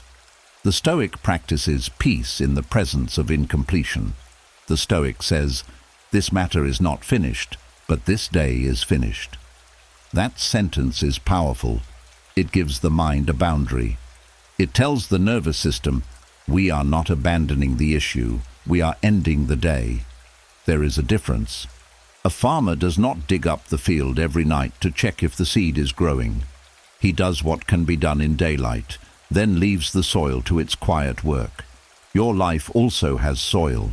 Some answers grow in time, some healing grows in silence, some clarity grows after sleep, some strength grows when you stop disturbing the ground. If you keep dragging every unfinished thing into tomorrow with panic, you may interrupt the very wisdom that rest was trying to produce. Letting the day die also means letting today's version of you rest. The person who moved through this day may be tired, disappointed, confused, proud, grateful, wounded, or stretched. But that version does not need to keep performing through the night. That version has reached the end of its watch. Tomorrow may ask for a new expression of you, but tonight, this version can lay down its tools. Say quietly, the work of this day is complete. Maybe it was not perfect. Maybe it was not all finished. Maybe it was not what you planned. But the work of this day, as far as this day is concerned, is complete. You are allowed to stop. You are allowed to let the chapter close, even if the whole book is still being written. And when the mind tries to carry the day forward, guide it back to the boundary. It may say, but remember what they said. Answer, I remember the lesson, not the sting. It may say, but tomorrow could be worse. Answer, tomorrow is not here to be lived tonight. It may say, but you failed today. Answer, I learned today, and learning is not failure. It may say, but this feeling is still here. Answer, a feeling can remain without becoming my master. This is how you let a day die with dignity. You do not throw it away. You do not deny its meaning. You do not call pain beautiful just to sound wise. You simply refuse to carry the parts that no longer serve your peace. You honor the day by receiving its teaching, then releasing its weight. Every evening is a small funeral for what cannot come with you. The words you wish you had said, the mood you wish had been lighter, the mistake you wish you had avoided, the moment you wish had gone differently. You let them lower into time. You do not have to stand there forever. You do not have to keep digging them back up. You bow to what was, take what it taught, and turn toward rest. There is courage in this, because some people are afraid to let the day die. They fear that if they stop holding the pain, it means the pain did not matter. They fear that if they stop worrying, it means they are not responsible. They fear that if they sleep, they are losing control. But the truth is quieter. You are not losing control. You are returning control to its proper place. You are choosing not to spend your life force on what cannot be changed tonight. The day is ending whether you release it or not. Time will move. Morning will come. The question is whether you will enter that morning carrying yesterday's ashes in your hands, or whether you will enter it with enough space to receive what is new. Tonight, choose space. Let the day die. Let its noise fade. Let its unfinished edges soften. Let its lessons settle without becoming chains. Let its pain be reduced to wisdom. Let its mistakes become instruction. Let its disappointments become discernment. Let its small blessings remain as quiet light. And as sleep approaches, speak inwardly to the day itself. You have given what you came to give. You have shown what you came to show. I will not drag you into tomorrow. I release your weight. I keep your wisdom. I let you end. Then breathe as if you mean it. Let the shoulders loosen. Let the face soften. Let the mind stop following the footprints of hours that are already gone. Tomorrow deserves a person who is not buried under today, and you deserve a night that is not crowded with a day that has already completed its turn. This is the Stoic secret. Every day must be allowed to die so the soul can meet life again, not as a prisoner of what happened, but as a student of what happened, not empty of memory, but free from unnecessary weight, not untouched by the day, but no longer dragged by it. So let this day go back into time. Let tomorrow remain unborn. Let this night become the clean space between what has passed and what has not yet arrived. And in that space, let your mind finally understand that peace begins when you stop carrying dead hours into living mornings. And as you let the day die without dragging its ashes into tomorrow, you may meet one of the deepest kinds of tiredness. Not the tiredness of work, not the tiredness of age, not the tiredness of responsibility, but the tiredness of trying to be understood by people who never truly listened. The heart can become weary from explaining its pain to ears that were never open, from defending its truth to minds already closed, from repeating what should have been heard the first time. There is a grief that comes when you realize someone heard your words, but never received your meaning. You explained calmly. You explained with patience. You explained with tears in your throat. You made your feelings smaller so they would not feel attacked. You chose your words carefully so they would not misunderstand. You tried to show them the wound without making it look like blame. And still, they turned away, dismissed it, twisted it, mocked it, or answered only the part that protected them. That kind of tiredness reaches the soul, because every time you explain yourself to someone committed to misunderstanding you, you give away a piece of your peace. You stand before them, hoping that this time they will see, this time they will soften, This time they will say, "Now I understand." But some people do not listen to understand. They listen to defend. They listen to reply. They listen to escape responsibility. They listen only long enough to find one sentence they can use against you. And when your heart keeps returning to that kind of place, it becomes exhausted. The Stoics would remind you that one of the greatest freedoms in life is knowing where your control ends. You can speak truth with care. You can explain your position with honesty. You can offer your heart without bitterness. You can choose words that are clear, fair, and calm. But you cannot force another person to receive them. You cannot make closed ears open by bleeding in front of them. You cannot turn someone's pride into humility by repeating your pain one more time. This is hard to accept because the heart naturally wants to be understood. It wants its hurt to matter. It wants its story to be seen correctly. It wants the person who caused the wound to finally understand the weight of what they did. And sometimes the desire to be understood is not pride. It is a human cry for connection. It is the soul saying, "Please see me. Please do not make me carry this alone.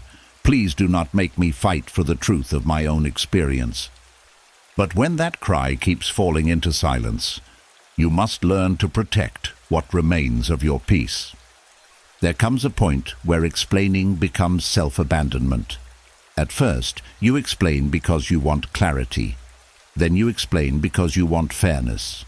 Then you explain because you want repair. But after a while, if nothing changes, you are no longer building a bridge. You are standing in the same river, throwing your voice across to someone who has already walked away. And your heart keeps getting colder, not because you are unkind, but because it is tired of waiting for warmth from people who have none to give. The Stoic way is not to become bitter. Bitterness still keeps the other person inside you. Bitterness says, "I will keep suffering so I do not forget what you did." But peace says, "I remember clearly, and I no longer need to suffer to prove it mattered." This is a different kind of strength. It is not loud. It does not beg. It does not chase. It simply gathers the heart back from places where it has been left unheard for too long. Before sleep, the mind may replay those conversations. It may bring back the moment you tried to explain and they dismissed you. It may show you the sentence you should have said. It may create a better version of the argument where you finally win, where they finally pause, where they finally admit the truth. But the mind does not know that winning an argument in memory still costs the body peace. Even if you defeat them in your thoughts, your nervous system still loses the night. So tonight, you must gently stop the inner debate. Not because your feelings were wrong, not because they were right, not because it did not matter, but because the court of their understanding is not the place where your peace must be decided. You do not need a person who refused to listen to become the judge of whether your pain was real. Your experience does not become valid only when they agree with it. Your wound does not become serious only when they admit it. Your truth does not disappear because someone was not mature enough to hold it. This is a sacred turning point, when you stop explaining not because you have nothing left to say, but because you have finally decided your peace is worth more than their approval. There are people who will never understand you because understanding you would require them to face themselves. To hear you honestly, they would have to admit where they were careless, selfish, cruel, absent, proud, or blind. And some people would rather call you too sensitive than look at the harm they caused. They would rather say you are dramatic than admit you were hurt. They would rather rewrite the story than sit inside the truth. This is not your burden to fix at midnight. The Stoics teach us that character is revealed not only by what we say, but by what we keep trying to control. If you spend your nights trying to control another person's understanding, you hand your inner life to their limitations. You make your rest depend on their growth. You make your sleep depend on their apology. You make your healing depend on their honesty. And that is too much power to give someone who could not even listen with care. So instead of asking, "How do I make them understand?" ask, "How do I remain honest without losing myself?" Instead of asking, "How do I prove my pain?" ask, "How do I care for the part of me that was not heard?" Instead of asking, "What should I have said?" ask, "What must I stop repeating to people who are not listening?" These questions return power to you. Your heart is tired because it has been standing at the door of someone else's awareness, knocking for too long. Tonight, let it come home. Let it stop knocking. Let it stop rehearsing. Let it stop preparing another speech for a person who has already shown you the size of their listening. This does not mean you hate them. It means you are no longer willing to abandon yourself in the hope that they will finally become gentle. There is a kind of silence that is not weakness. It is wisdom. It is the silence that says, "I have spoken enough." It is the silence that says, "My truth does not need to be dragged through another argument."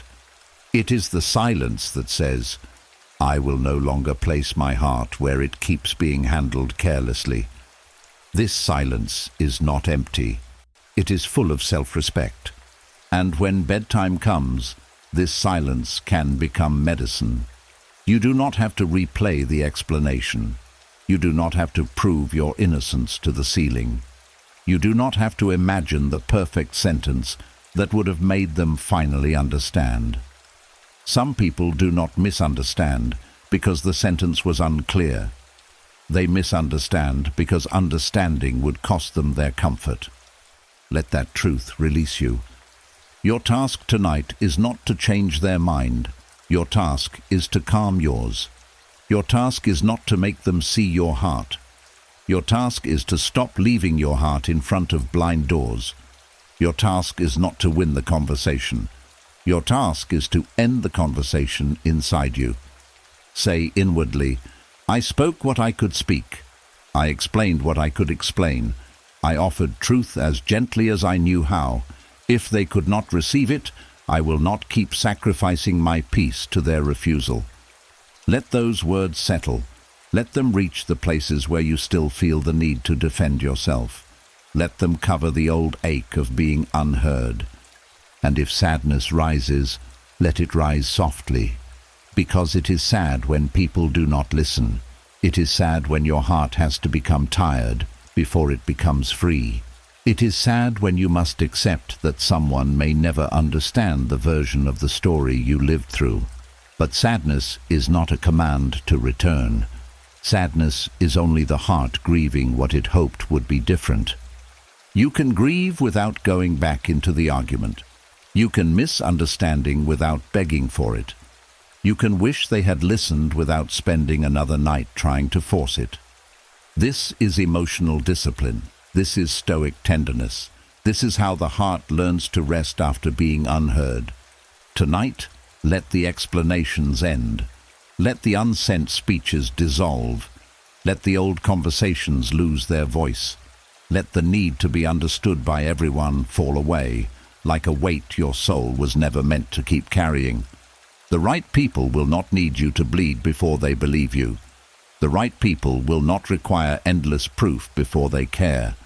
And the wrong people do not become safe just because you explain better. So sleep now without preparing another defense. Sleep without rehearsing another argument. Sleep without asking closed hearts to become your shelter. Your truth can rest even if they never honored it.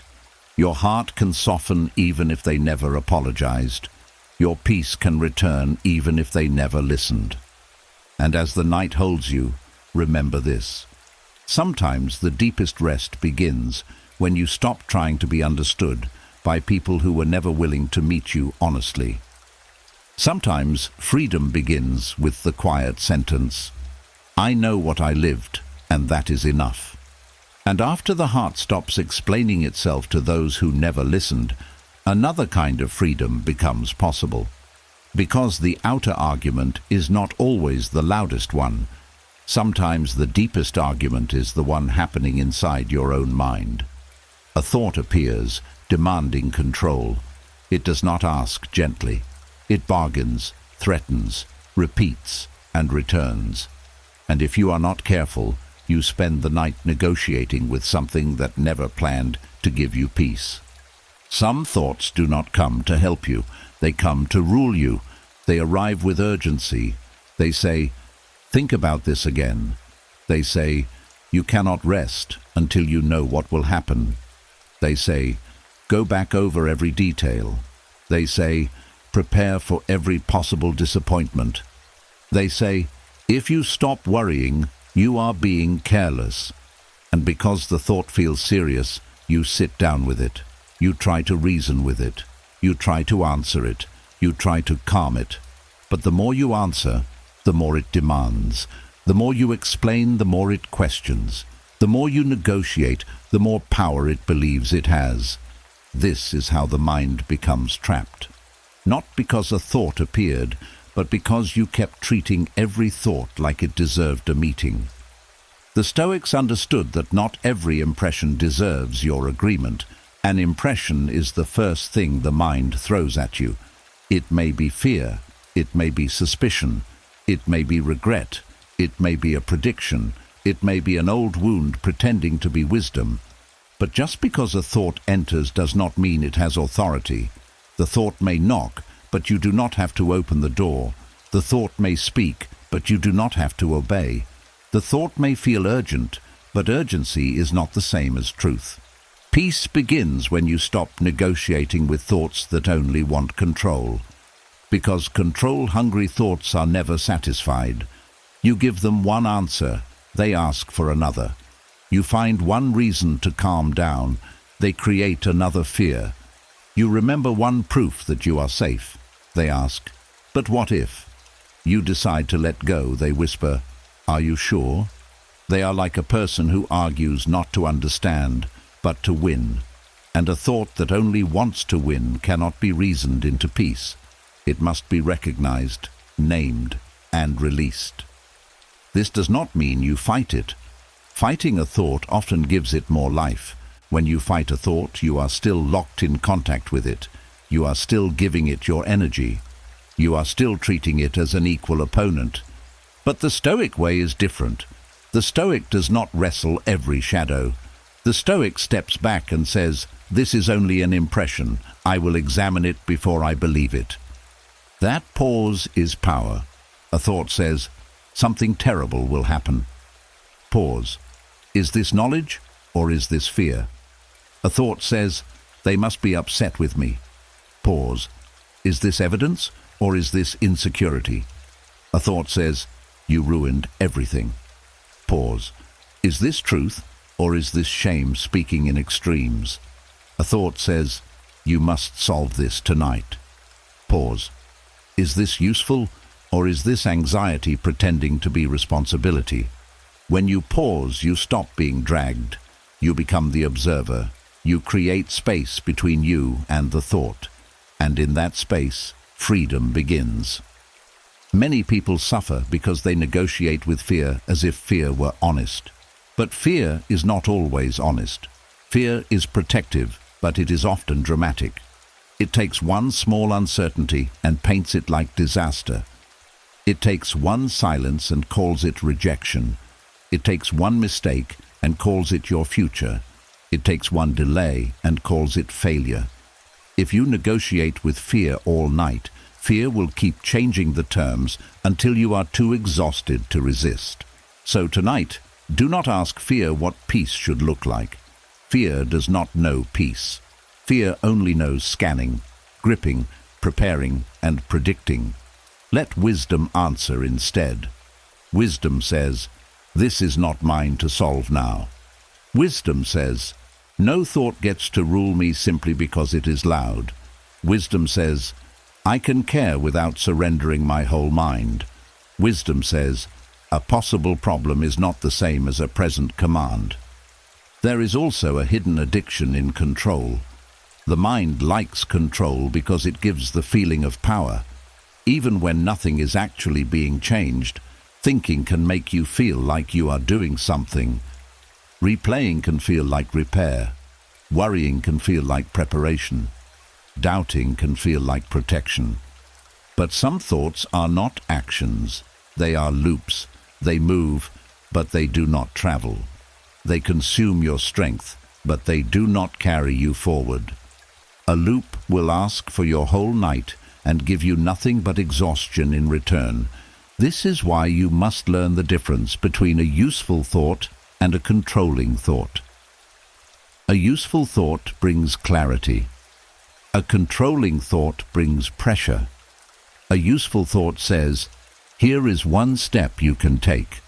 A controlling thought says, "Think until you feel safe." A useful thought has an end. A controlling thought keeps extending the argument. A useful thought leaves you steadier.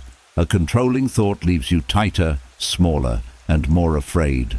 When a thought leaves you less able to breathe, less able to rest, less able to see clearly, it is not guiding you, it is gripping you. The Stoic does not give the steering wheel to every inner voice. The Stoic understands that the mind is like a city. Not every voice in the city is wise. Not every voice deserves leadership. Some voices are wounded, some are frightened, some are proud, some are tired, some are echoes from old pain. If you allow every voice to govern, your inner world becomes chaos. But when reason, calmness, and virtue lead, the city becomes ordered again. Tonight, your task is to restore order. You do not need to destroy the controlling thought. You only need to remove its crown. Let it speak without making it king. Let it pass through without giving it the law. Say inwardly, "I hear you, but you do not lead me." Say, "You may be present, but you may not command." Say, "I will not negotiate with a thought that grows stronger every time I answer it." This is not denial. Denial says, "There is no thought." Wisdom says, "There is a thought, but I am not its servant." Denial pushes away. Wisdom steps back. Denial pretends. Wisdom sees clearly and refuses bondage. At bedtime, controlling thoughts often come dressed as important questions. What if tomorrow goes wrong? What if I made the wrong choice? What if they never change? What if I am running out of time? What if I cannot handle what comes? These questions feel powerful because they have no immediate answer, and because they have no answer, the mind keeps chewing on them as if chewing will become certainty. But not every question deserves an answer tonight. Some questions are traps. They are not invitations to wisdom, they are invitations to panic. The Stoic response is not to answer endlessly. It is to ask, is this question useful right now? If the answer is no, let it go unanswered. You are allowed to leave a controlling question without closure. You are allowed to say, "This is not the hour for this." That sentence can save your peace. This is not the hour for this. Not because the matter is unimportant, not because you are careless, but because there is a time for thinking and a time for resting. There is a time to act and a time to stop. There is a time to plan and a time to trust. There is a time to examine life and a time to let the mind recover enough to examine clearly. A tired mind negotiating with controlling thoughts is like a weary traveler arguing with every stranger on the road. It will never reach home. Peace comes when the traveler learns to keep walking. So let the thoughts appear, but do not sit down with all of them.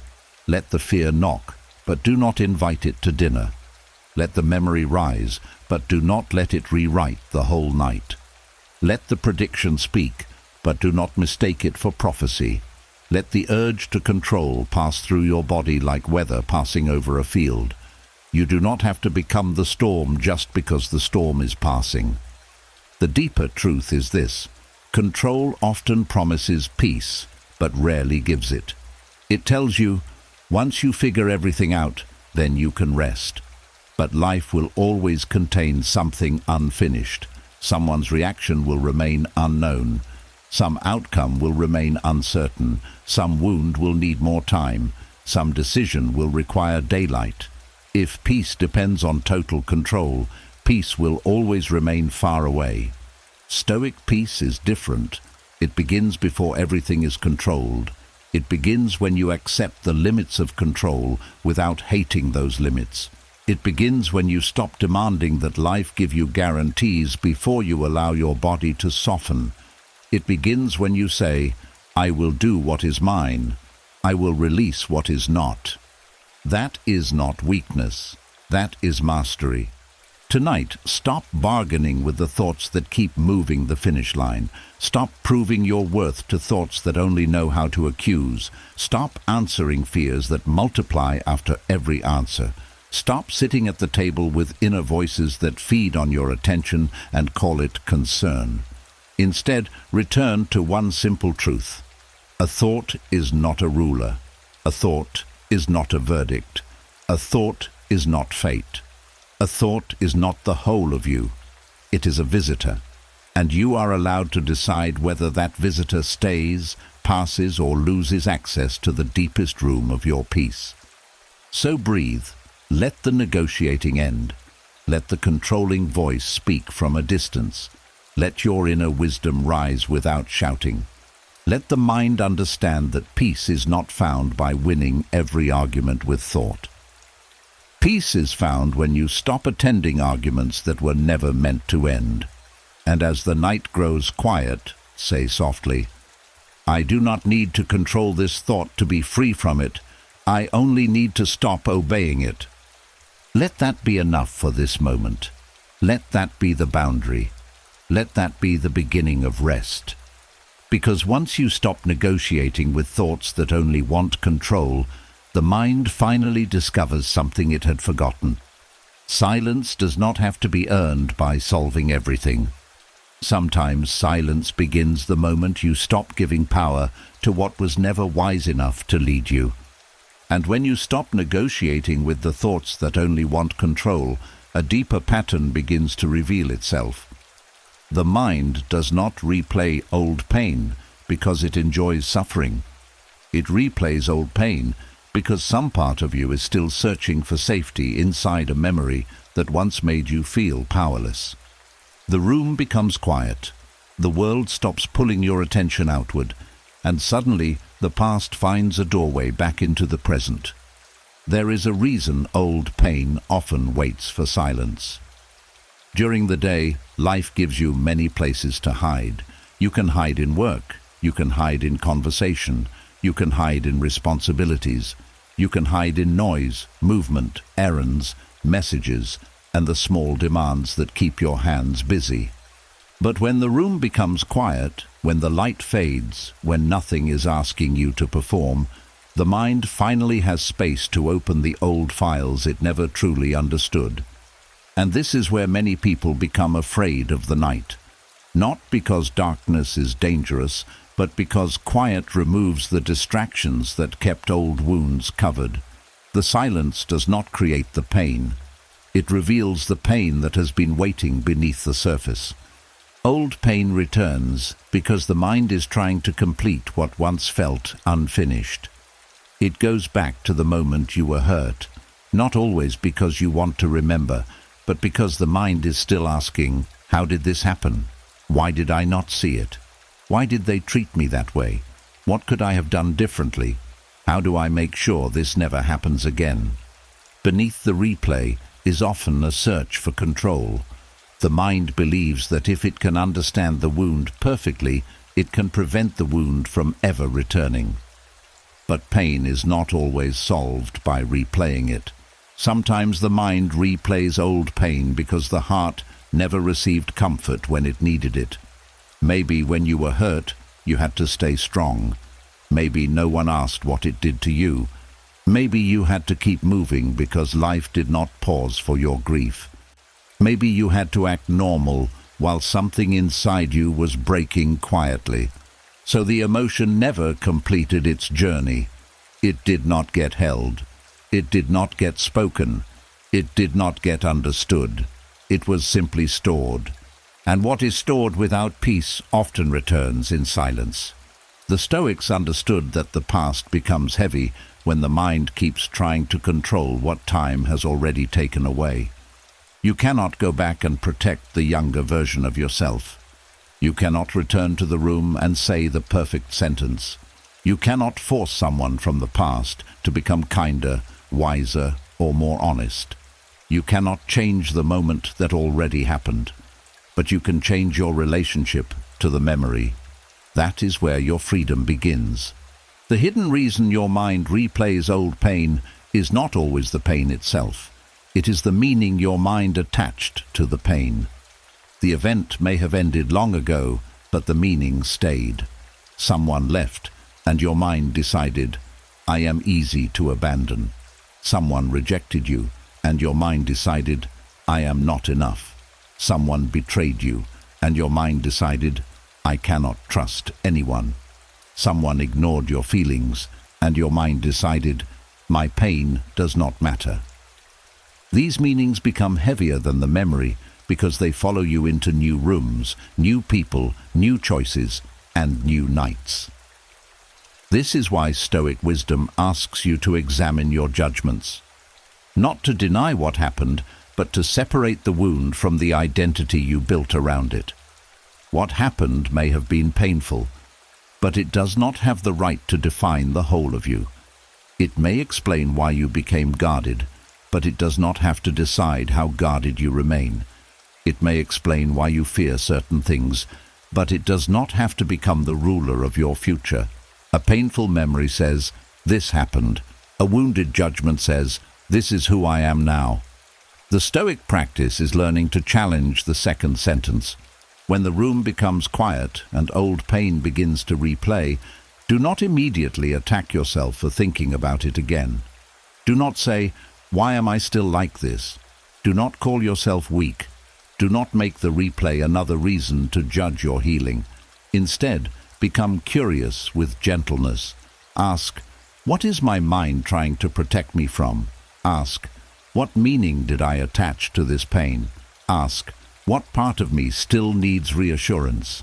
Ask, is this memory asking for wisdom, or is it asking for permission to finally rest? These questions soften the replay because they move you from helplessness into observation. The Stoic does not become free by pretending the past did not hurt. The Stoic becomes free by refusing to let the past command the present without examination. When a memory rises, you can say, I see you. You were painful. You shaped me. But you are not happening now. This sentence matters. You are not happening now.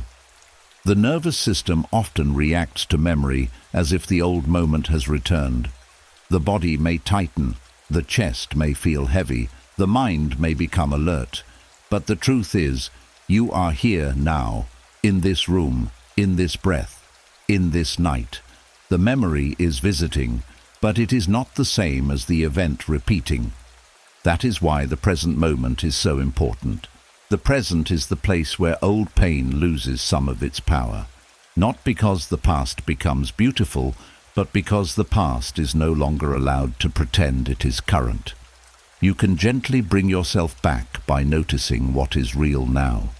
The bed beneath you, the breath entering and leaving, the quiet around you, the fact that this moment is not that moment, the fact that you survived what the memory is showing you. The fact that the part of you that once had no choice now has awareness, language, wisdom, and the ability to choose a different response. Old pain also replays when it has never been given a new ending. The mind keeps showing the same scene because it only knows the old conclusion: danger, shame, rejection, loss, helplessness. But tonight, with Stoic clarity, you can give the memory a new ending. Not by changing what happened, but by changing what you say to yourself after it appears. Instead of ending with, I was powerless, you can say, I survived, and I am learning how to live without carrying this as a chain. Instead of ending with, they broke me, you can say, they hurt me, but they did not receive ownership of my whole life. Instead of ending with, "I should have known better," you can say, "I know more now, and that knowledge will guide me." Instead of ending with, "I will never be safe," you can say, "I can build safety inside the choices I make today."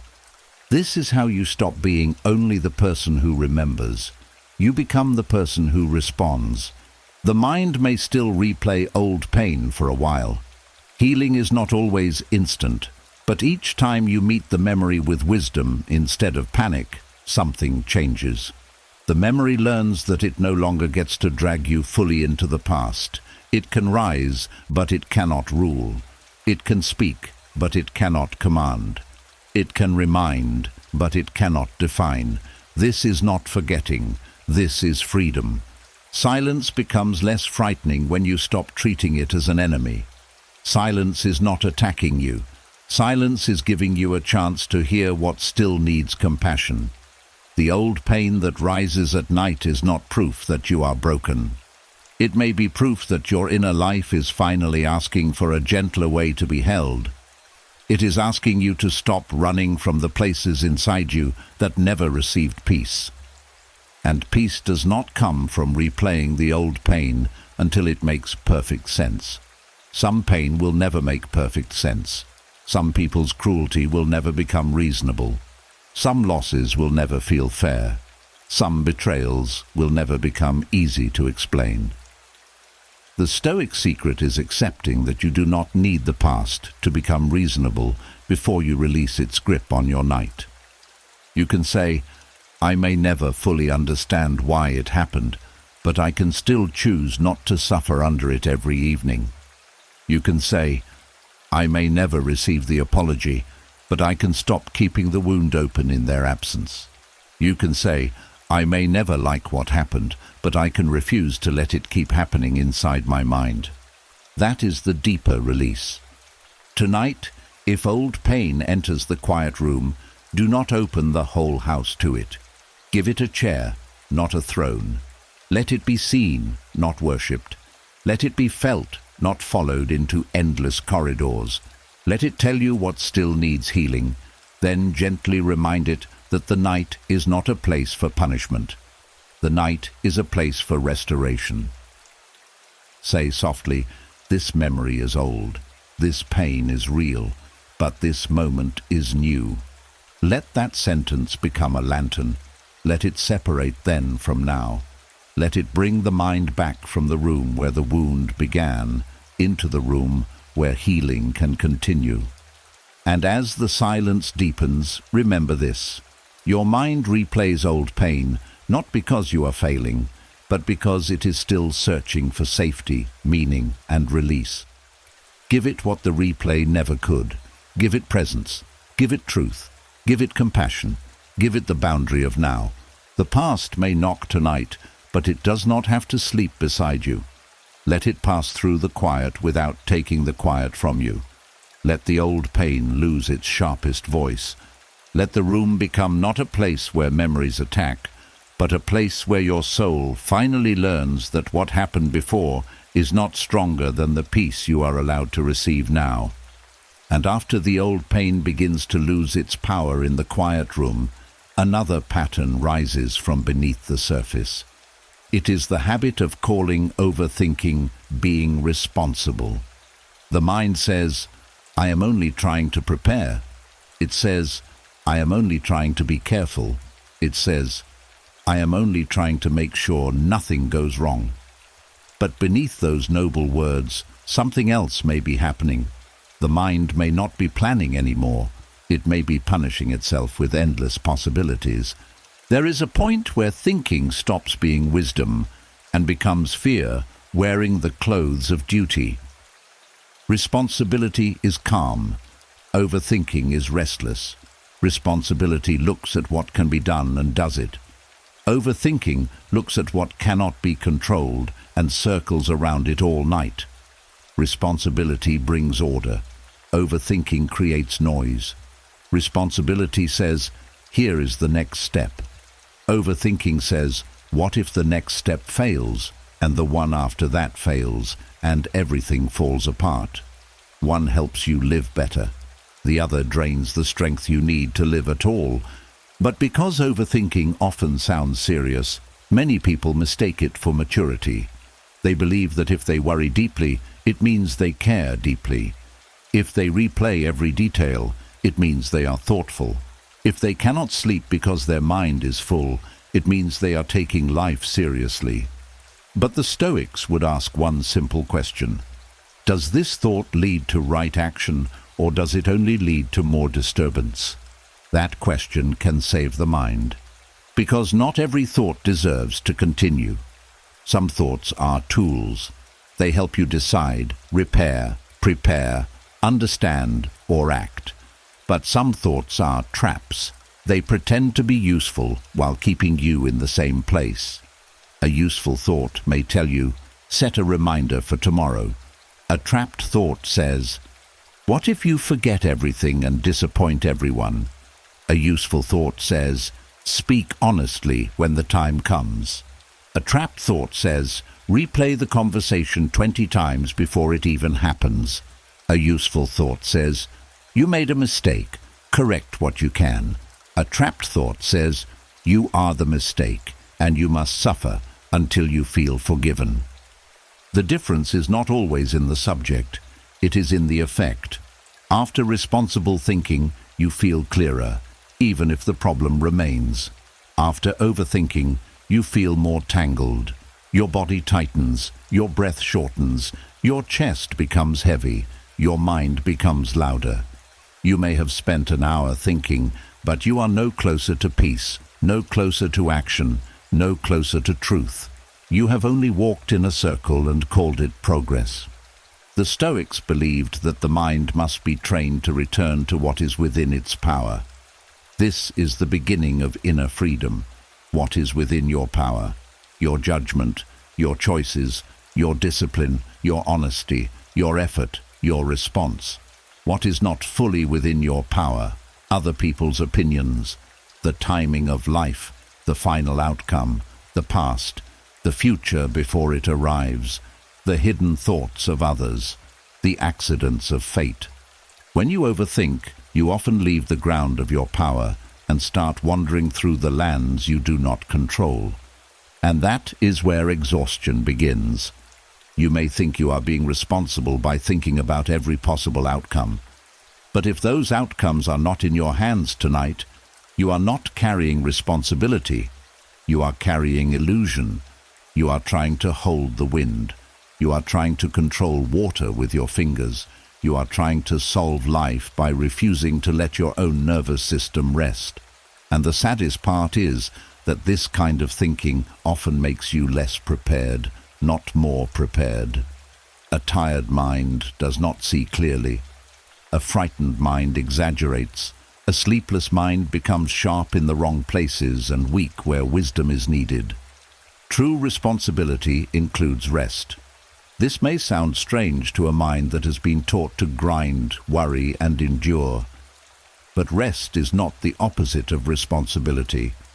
Rest is part of responsibility.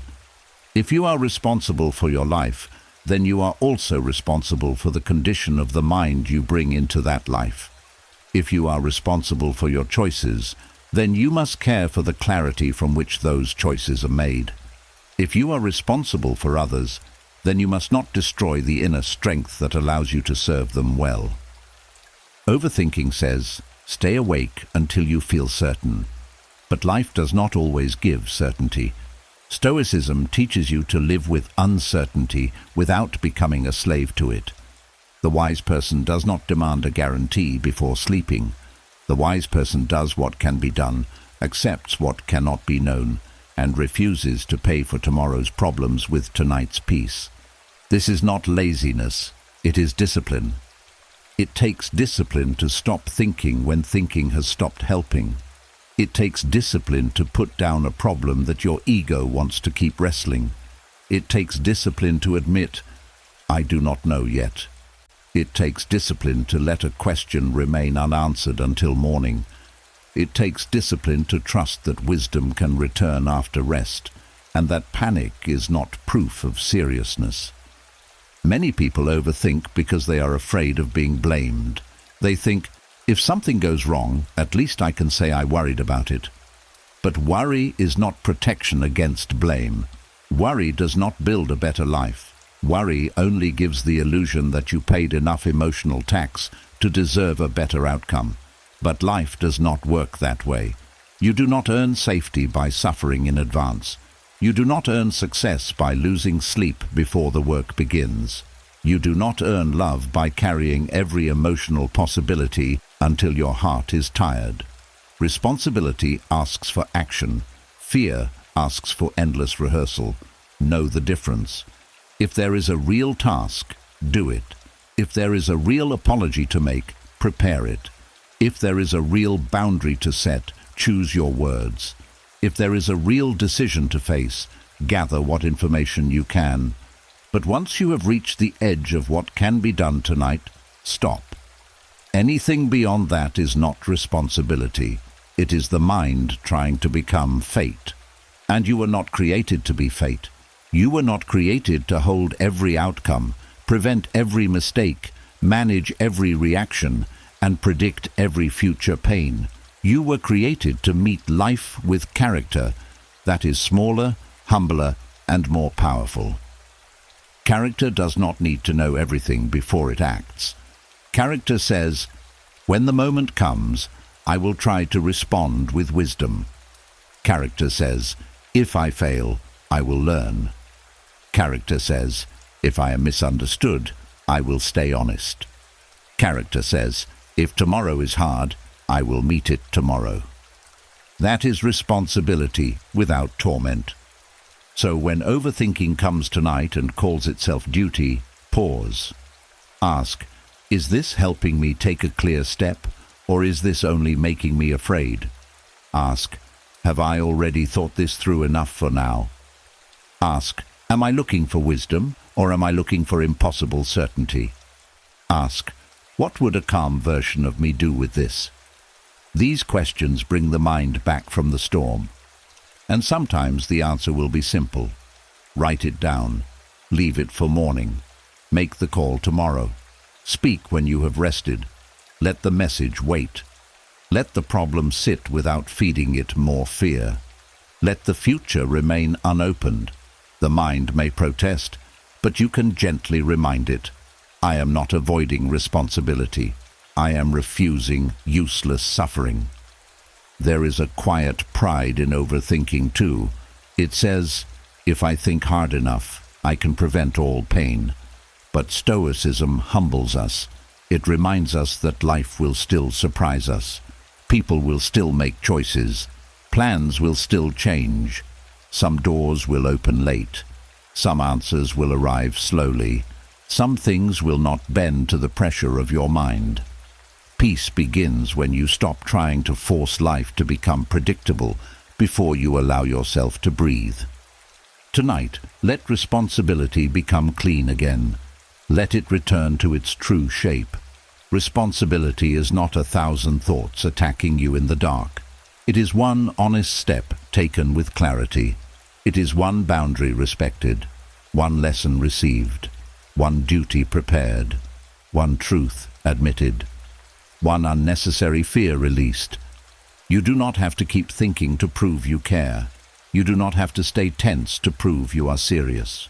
You do not have to imagine every disaster to prove you are wise.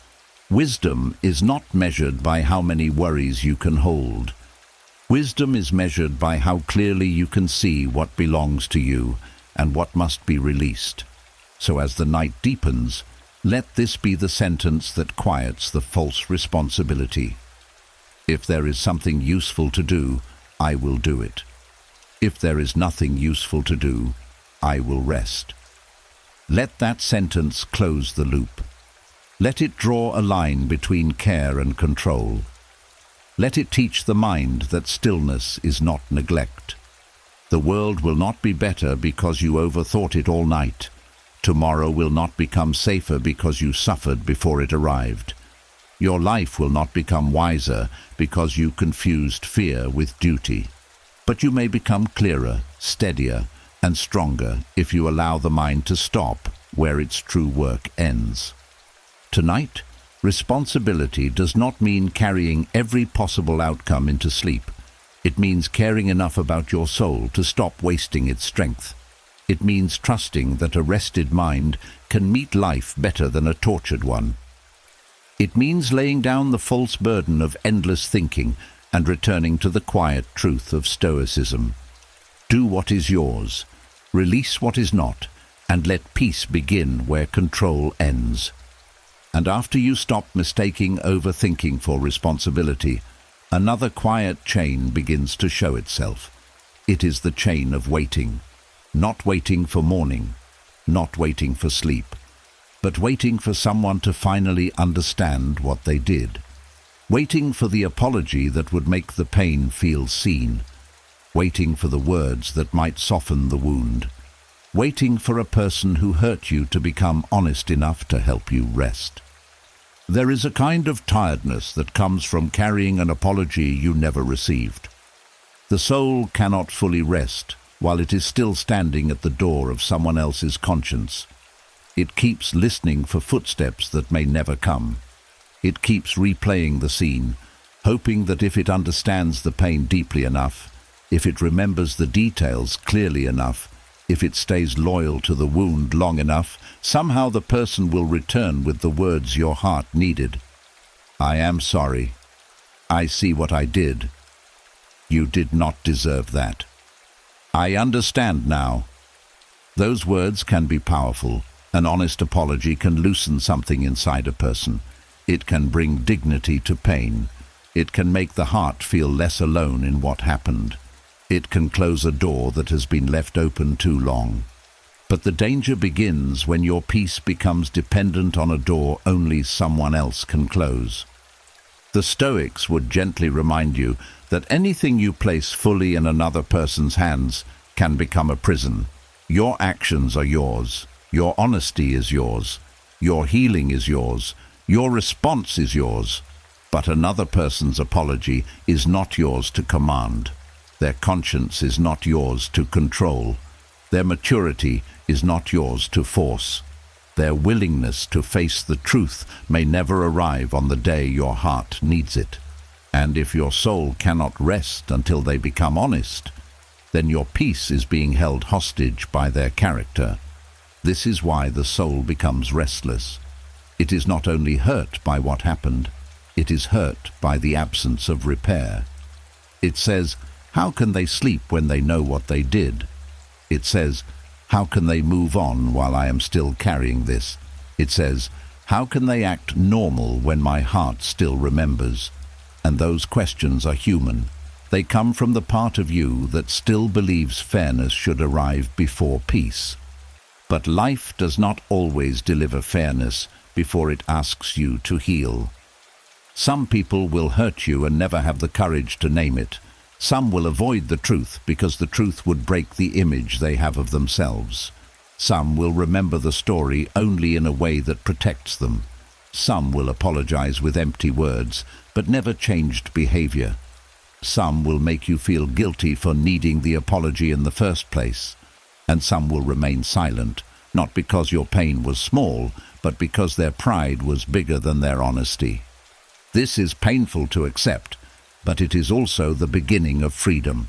Because when you stop waiting for the apology as the only door to peace, you are not saying the hurt did not matter.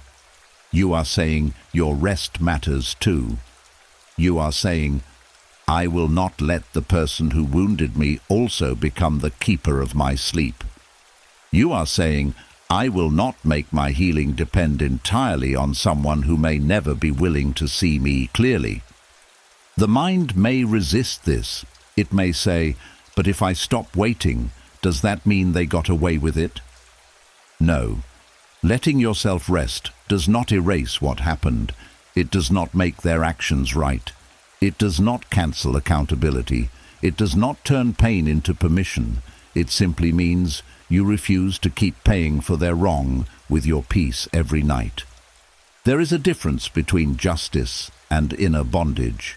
Justice seeks what is right, Bondage keeps your soul tied to the person who harmed you. Justice can be pursued with clarity when action is needed. Bondage keeps replaying, waiting, hoping, burning, and measuring your life by whether they finally admit the truth. The Stoic path asks you to return to what belongs to you. Not because the world is always fair, but because your inner freedom cannot wait for the world to become fair first. The soul cannot rest while it is still waiting for an apology, because waiting keeps the wound open. Each night, the mind goes back to the same place and checks whether the apology has arrived. When it has not, the pain feels new again. The body lies down, but the heart stands up. The eyes close, but the wound opens. Sleep comes near, but the soul says, "Not yet. Someone still owes me words." And maybe they do. Maybe they truly owe you an apology. Maybe they should have spoken differently. Maybe they should have protected you, respected you, chosen you, listened to you, been honest with you. Maybe what happened was unfair. Stoicism does not ask you to deny that. Stoicism asks you to stop letting their failure become your nightly punishment. You can admit, "They owed me better," and still choose to rest. You can say, "They should have apologized," and still choose not to wait at the door forever. You can say, "That hurt me deeply," and still begin releasing the grip of the wound. This is not easy. The heart often believes that an apology would give meaning to the pain. But sometimes meaning does not come from the person who hurt you. Sometimes meaning comes from what the pain teaches you about boundaries, self-respect, discernment, courage, and the kind of peace you will no longer sacrifice. Sometimes the apology never arrives, but wisdom does. And wisdom may not sound like "I am sorry," but it can still save your life from becoming a memorial to what someone else refused to repair. There is a quiet moment when you must ask yourself, how long will I let their silence speak louder than my healing? Because silence can become a second wound. The first wound was what happened. The second wound is waiting for them to admit it. And while you wait, your mind keeps returning to the person as if they hold the missing piece of your peace. But what if the missing piece is not in their hands? What if the missing piece is your decision to stop abandoning yourself at the place where they failed you? The Stoics believed that dignity is found in governing your own soul, not controlling every event, not forcing every person to act rightly, but refusing to let another person's wrong action turn you into a permanent prisoner. This does not mean you stop feeling. It means you stop kneeling before the wound as if it is your master. Tonight, the practice is simple but deep. Let yourself name the apology you wanted. Do not pretend you did not need it. Say inwardly, "I wanted them to acknowledge the pain. I wanted them to care. I wanted them to understand. I wanted them to say they were wrong." Let the truth rise without shame. The desire for repair is not weakness, it is human. Then say, "But I will not make my rest depend on whether they ever do." That sentence begins to unlock the chain. You may still feel sadness. Let it be there. You may still feel anger. Let it breathe without ruling you. You may still wish things had been different. That is allowed. Release does not happen by denying the ache. Release happens when the ache no longer controls your choices. It happens when the heart can say, "This mattered, but it will not own me." Before sleep, return the apology to the person who owes it. Not physically, but inwardly. See it as something that belongs to their conscience, not your nervous system. Their failure to speak belongs to them. Your healing belongs to you. Their silence belongs to them. Your breath belongs to you. Their pride belongs to them. Your peace belongs to you. This is the separation that brings rest. Say softly, "What they have not admitted, I no longer need to carry in my body tonight." Say, "What they refuse to face, I refuse to turn into my punishment." Say, Their apology would be welcome, but my peace will not wait outside their door. These words do not erase the wound, but they give the soul a new direction. Away from waiting, away from begging, away from the hope that someone else must become mature before you are allowed to sleep. And if the mind says, "But they never understood," answer, "I understand what I lived." If it says, "But they never cared," answer, "I can care for the part of me they ignored." If it says, "But they never came back to make it right," answer, "I can stop returning to the wound to make it hurt again." This is how the soul begins to rest without the apology. It does not rest because the pain was small. It rests because you have stopped giving the pain an endless night. It rests because you have chosen not to keep your heart awake for someone else's unfinished conscience. It rests because you have finally realized that closure is sometimes not a gift another person gives you. Sometimes closure is a boundary you create inside yourself. The apology may come one day. If it is honest, you can receive it. If it never comes, you can still heal. That is the strength the Stoics point toward, a peace that does not depend completely on events outside your command, a freedom that does not require every person to become fair before your soul can become quiet, a rest that begins not when the world finally gives you what it owes, but when you stop letting what was withheld decide the condition of your inner life. So tonight, let the waiting soften. Let the door close gently. Let the heart stop listening for footsteps that may not come. Let the wound be honored, but no longer worshipped. Let the silence of another person lose its power over your sleep. You deserved the apology, but you also deserve rest. You deserved repair, but you also deserve peace. You deserved to be heard. But you also deserve to stop spending every night explaining your pain to someone who is not in the room. And as the night grows still, let this truth settle deep inside you. Your soul does not have to remain awake until someone else becomes honest. Your healing can begin even in the absence of their words. Your peace can return even if their pride never breaks. Your rest can come even if the apology never arrives. Tonight, you are not waiting anymore. You are returning to yourself. And after the soul stops waiting for an apology as the only doorway to peace, another deeper freedom becomes possible. You begin to see that not every burden inside you actually belongs to you. Some burdens were handed to you by other people's immaturity. Some were left behind by moments that have already passed. Some belong to places you no longer live in, seasons you already survived, versions of yourself you are no longer required to be. And yet, night after night, the mind carries them as if they are still your assignment. There is a quiet wisdom in learning to return what was never yours to keep. Many people cannot sleep because their inner world is crowded with burdens that have no rightful place there. A parent's disappointment, a friend's coldness, a partner's silence, a child's choices, a mistake from years ago, a conversation that ended badly, a season that hurt deeply, a responsibility someone else refused to carry. The mind gathers all of it and says, "I must hold this." But the Stoic heart learns to ask, "Does this truly belong to me?" That question can change the whole night, because some pain becomes heavier simply because it has been misfiled. You carry another person's anger as if it is proof of your failure. You carry another person's dishonesty as if it is proof that you were foolish. You carry another person's inability to love you well as if it is proof that you were hard to love. You carry the mood of a room as if it is your job to fix it. You carry the outcome of a situation as if your effort alone should have controlled it. And slowly, your soul becomes tired from holding things that were never placed in your hands by wisdom. The Stoics believed that freedom begins with proper separation. What is yours?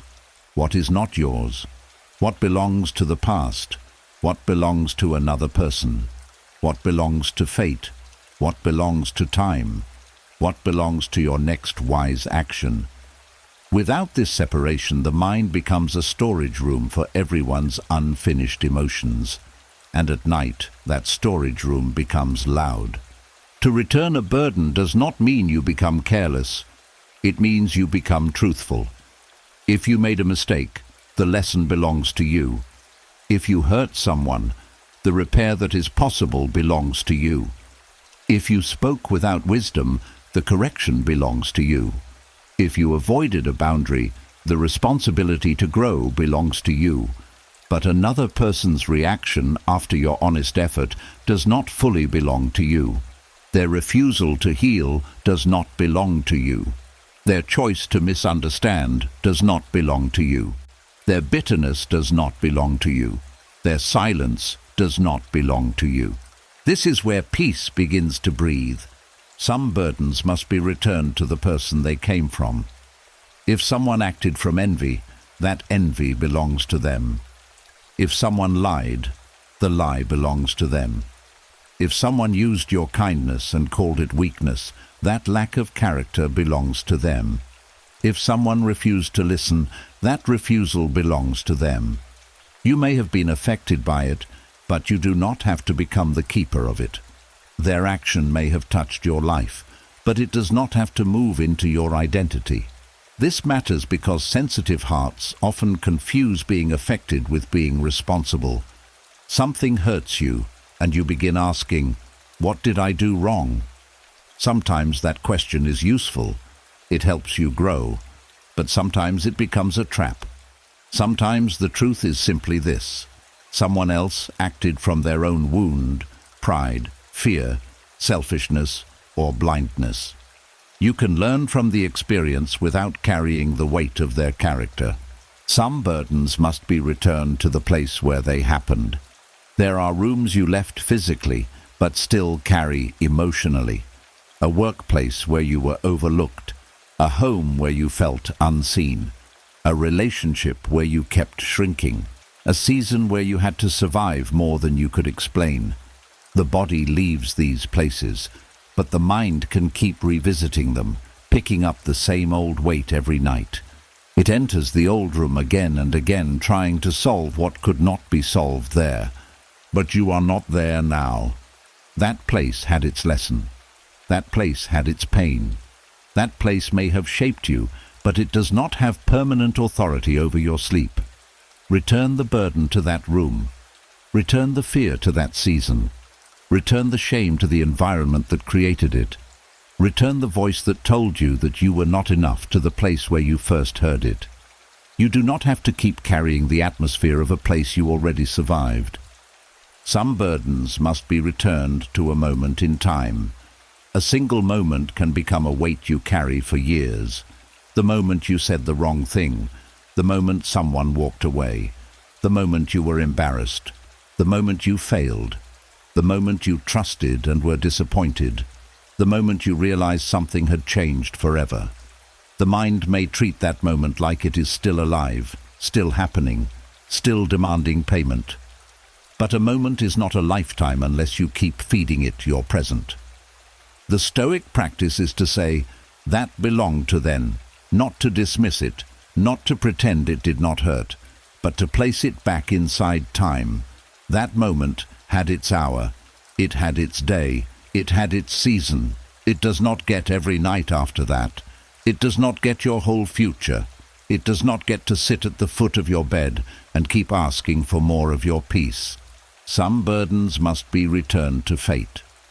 This is difficult for the heart because fate often feels unfair. There are things you could not prevent, people you could not save, endings you could not stop, delays you did not choose, losses you did not deserve, changes that came without asking your permission. The mind may keep asking, why did this happen? And sometimes there is no answer that satisfies the ache. But Stoicism teaches that when something is beyond your control, your suffering increases when you argue with reality, as if reality can be reversed by pain. Returning a burden to fate means saying, This happened beyond my command, and I will not keep punishing myself as if I controlled it. It means you stop taking blame for the weather of life. It means you stop standing in front of the ocean, apologizing because the waves moved. It means you accept that being human includes meeting things you did not choose and still choosing who you become afterward. This is not weakness. This is strength with clean boundaries. Before sleep, you can practice this inwardly. Let each burden rise and ask where it belongs. Does this belong to me? Does it belong to someone else's choices? Does it belong to a past season? Does it belong to a place I have already left? Does it belong to a moment that is over? Does it belong to fate, time, or another person's conscience? When the answer comes, return it gently. Say, "This guilt belongs to the old version of me who did not know what I know now.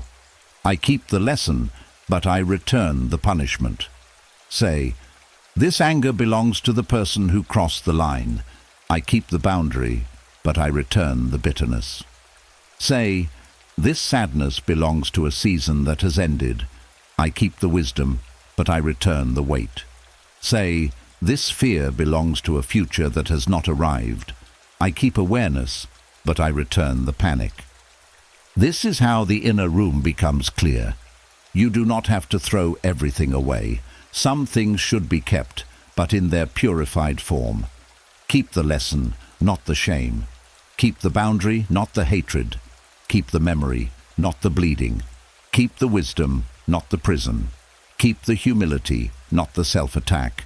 Keep the warning, not the fear that every new person is the same as the one who hurt you. Stoicism does not ask you to become empty. It asks you to become ordered. An ordered soul knows what belongs where. Without order, every pain becomes part of your identity. With order, pain becomes information. Without order, every person's behavior becomes your emotional burden. With order, you can see their behavior clearly without making it your home. Without order, every old mistake becomes a life sentence. With order, the mistake becomes instruction and the sentence ends. Tonight, let your mind become a quiet house where everything is returned to its proper room. Do not let someone else's cruelty sleep in your bed. Do not let yesterday's failure sit on tomorrow's chair. Do not let a childhood wound speak as the adult truth of your worth. Do not let another person's silence become the sound that fills your whole inner world. Return it. Return it. Return it. And if the burden returns again, return it again. Peace is a practice, not a single decision. The mind may be used to carrying what is familiar. It may reach for the old weight because it does not yet know how to feel safe without it. Be patient. Each time you return the burden to its rightful place, you teach your soul a new law. Not everything that touches me belongs to me. That law is freedom. So as the night deepens, let the sorting begin. What belongs to others, give back to others. What belongs to the past, give back to time. What belongs to fate, give back to fate. What belongs to the old room, leave in the old room. What belongs to the old moment, place it back where it ended. And what truly belongs to you, hold it lightly enough to learn from it without letting it crush you. You are not the keeper of every wound. You are not the home for every disappointment. You are not the final resting place for everyone else's unresolved life. You are a human soul trying to find peace, and peace begins when the burdens inside you are no longer allowed to live under the wrong name. Tonight, return what is not yours. Keep only what makes you wiser. Let the rest go back to the person, place, moment, season, or fate from which it came. And when your heart finally feels the space that remains, let it understand. This emptiness is not loss. It is room for rest. And after returning every burden to the person, place, or moment where it truly belongs, one final burden often remains. It is the burden you place on yourself, the quiet demand that tomorrow's version of you must be wiser, calmer, stronger, more disciplined, more forgiving, more confident, more healed, and somehow completely transformed by morning. The mind whispers, "Do not sleep until you become the person you are trying to be." But that is not how the soul grows. There is a hidden exhaustion that comes from believing every night must end with complete transformation. You review the day and immediately begin writing a new version of yourself. You promise that tomorrow you will never make the same mistake. You promise that tomorrow you will never overthink again.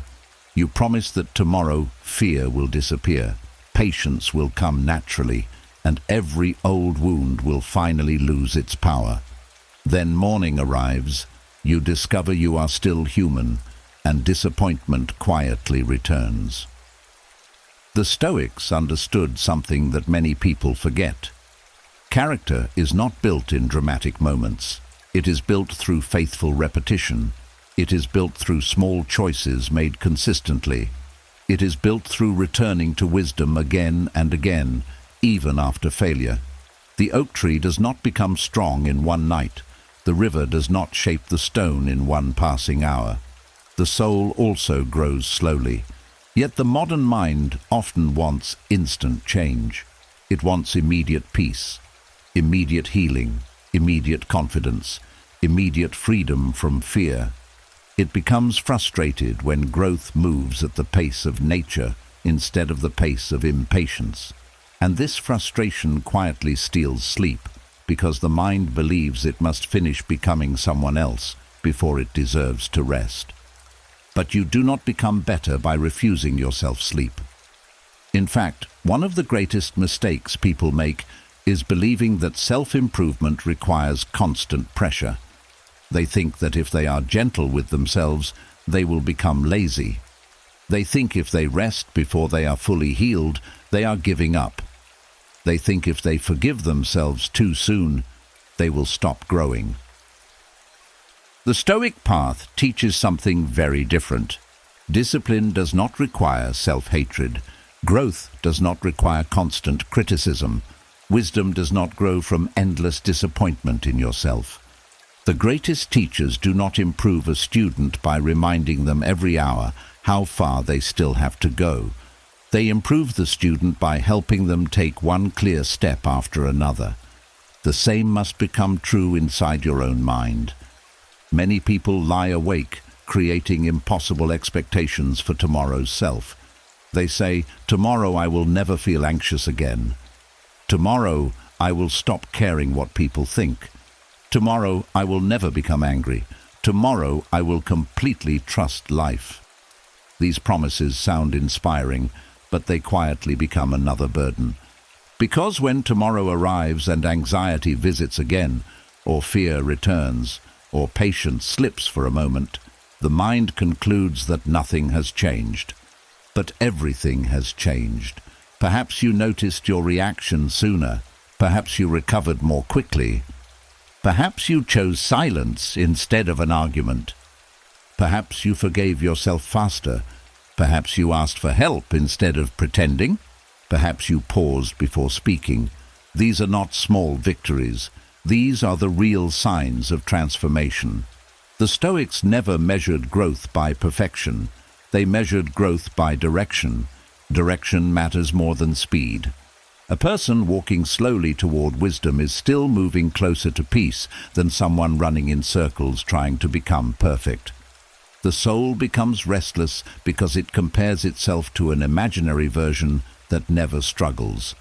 It creates a perfect future self who always says the right thing, always makes the right decision, never feels afraid, never gets hurt, never doubts, never becomes impatient, never overthinks, never makes another mistake.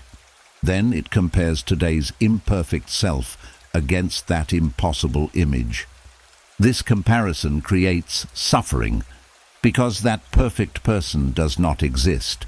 The Stoics never asked you to become flawless. They asked you to become more aware. They asked you to become more honest. They asked you to return to virtue each time you wandered away from it. That is a completely different goal. A sailor does not control the wind every day. He simply learns to guide the ship more wisely. Likewise, you cannot control every emotion that enters your mind tomorrow, but you can slowly become better at choosing your response. That is enough. Tonight, let go of the fantasy that healing must happen all at once. Some wounds heal layer by layer.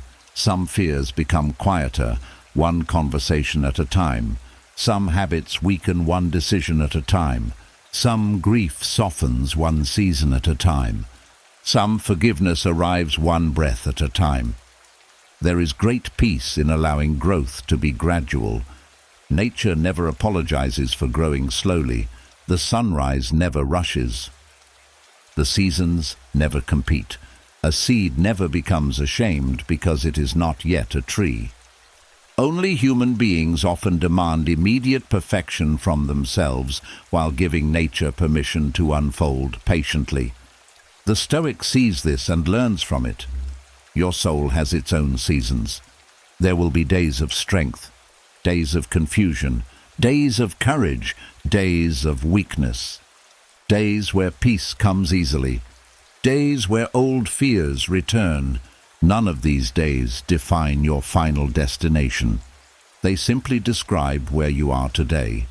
And today is not forever. Many people cannot sleep because they keep grading themselves before the lesson is finished. It is like opening a book halfway through and deciding the story has failed. But your life is still being written. Your character is still being shaped. The difficult chapter is not the entire book. So stop asking yourself every night, have I become enough? Ask instead, did I take one honest step today? That question brings peace. Perhaps today's honest step was choosing patience. Perhaps it was admitting you were tired. Perhaps it was apologizing. Perhaps it was setting a boundary. Perhaps it was refusing to argue.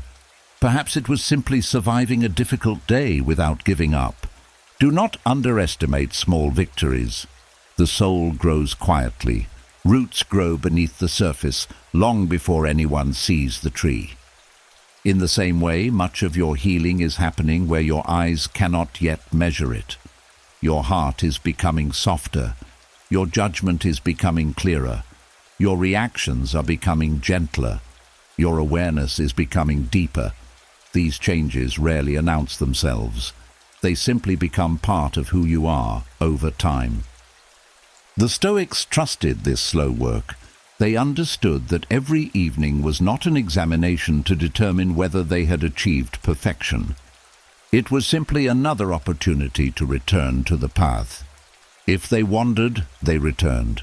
If they failed, they learned. If they stumbled, they stood again. No drama. No self-condemnation. Only steady practice. This is why sleep becomes easier. You no longer lie down trying to finish becoming someone else. You lie down grateful that today's work is complete. Tomorrow will bring another opportunity. Tomorrow will bring another lesson.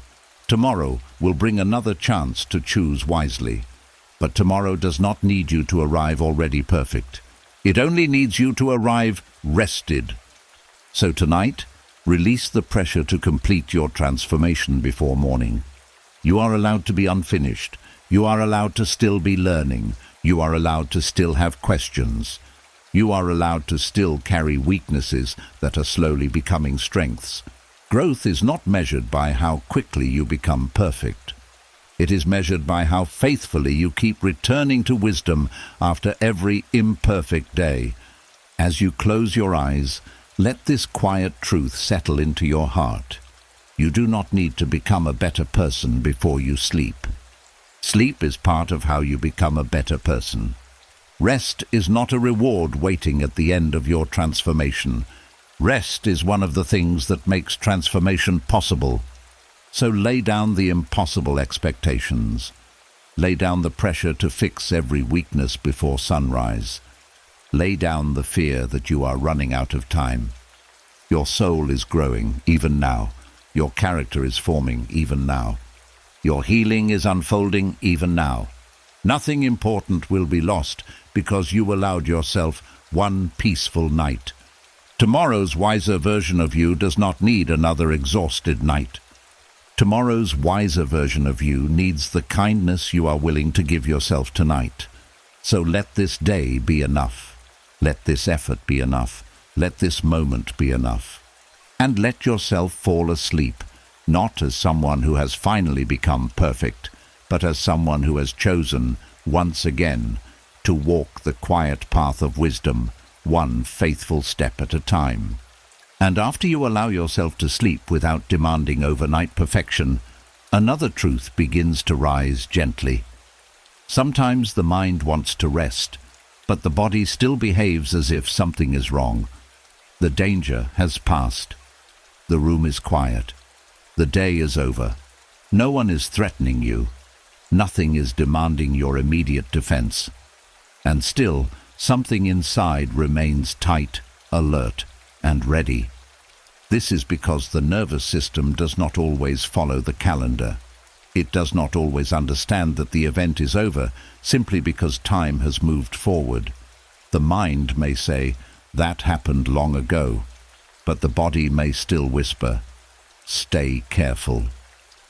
The mind may say, "We are safe now," but the chest, the stomach, the jaw, the shoulders, and the breath may still carry the old warning. There is a kind of memory that does not live in words. It lives in the body. It lives in the way you tense when someone's tone changes. It lives in the way you prepare for rejection before anyone has rejected you. It lives in the way silence feels uncomfortable because silence once meant something was wrong. It lives in the way your heart beats faster when you are waiting for a message, a result, an answer, or a reaction. Long after the danger has passed, the body may still be acting like the old storm could return at any moment. This does not mean you are broken. It means your nervous system learned protection before it learned peace. The body is designed to remember what once threatened it. This is not foolishness. It is survival. If something hurt you deeply, your nervous system may try to protect you by becoming more alert. It begins to notice patterns. It studies voices. It watches faces. It listens for changes. It prepares for disappointment. It becomes a guard standing at the doorway of your inner life. And at first, this may feel useful. It may help you avoid certain harms. It may help you respond quickly. It may help you survive a difficult season. But when the season ends, the guard does not always step down. This is why some people feel tired even when nothing is happening. They are not lazy. They are not dramatic. They are not weak. Their nervous system has been spending energy scanning for danger that is no longer present. It is like a soldier who came home from battle, but still sleeps with one ear open. The place has changed, but the body has not yet learned the new truth. The Stoics understood this in their own way. They knew that human beings are often disturbed not only by events, but by the impressions left behind by those events. Something happens once, but the impression repeats many times. A moment ends, but the meaning remains. A person leaves, but the fear of being left stays. A harsh word fades, but the body still expects another one. The event was temporary, but the inner alarm becomes a habit. And habits must be retrained with patience. You cannot shame the nervous system into calmness. You cannot command it to trust immediately. You cannot say, "Relax," and expect years of alertness to disappear in one breath. A body that has held danger for a long time needs proof, not pressure. It needs repeated moments of safety. It needs gentleness. It needs steady reminders that this moment is not the old moment. That is why the Stoic path is so powerful at night. It does not ask you to pretend there is no fear. It asks you to become wise enough to separate past danger from present reality. It asks you to look at the thought, the feeling, the tightness, and say, "This is an old alarm. It is trying to protect me, but it does not need to lead me tonight." That sentence is important. It does not need to lead me tonight. Because the body may still send signals, the heart may still feel uneasy, the mind may still expect something to go wrong, but you do not have to build your whole night around the alarm. You can hear it and still stay rooted. You can feel it and still breathe slowly. You can notice the tension and still tell yourself, "I am here. This is now. That was then." Many people mistake a body alarm for truth. They feel anxious and assume danger must be near. They feel tense and assume something must be wrong. They feel restless and assume they must solve something immediately. But the body can remember danger even when danger is not present. The nervous system can ring an old bell in a new room. This is why awareness matters. Without awareness, every alarm becomes a command. With awareness, the alarm becomes information. And information can be handled with wisdom. Tonight, when the body feels guarded, do not fight it. Begin by noticing. Notice the place where tension is holding on: the forehead, the jaw, the neck, the chest, the stomach, the hands, the legs. Do not judge the tension. Do not ask why it is still there with frustration. Simply say, "This is where my body has been trying to protect me." That one sentence can bring softness because it turns anger into understanding. Then gently remind the body of what is true now. There is no battle in this room. There is no task for me to complete in this breath. There is no danger that requires my body to stay clenched tonight. I can return to action tomorrow if action is needed. For now, the only assignment is rest. The nervous system learns through repetition. Every time you breathe slowly, instead of obeying panic, you teach it something.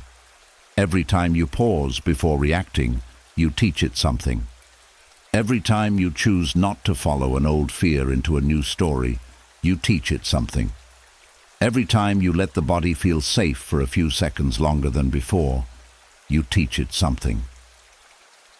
Healing does not always feel like a dramatic breakthrough. Sometimes healing is the body realizing little by little that it does not have to prepare for pain every moment. Sometimes healing is one unclenched hand, one slower breath, one night where the thought came but you did not chase it, one moment where the fear rose but you answered with steadiness instead of surrendering to it.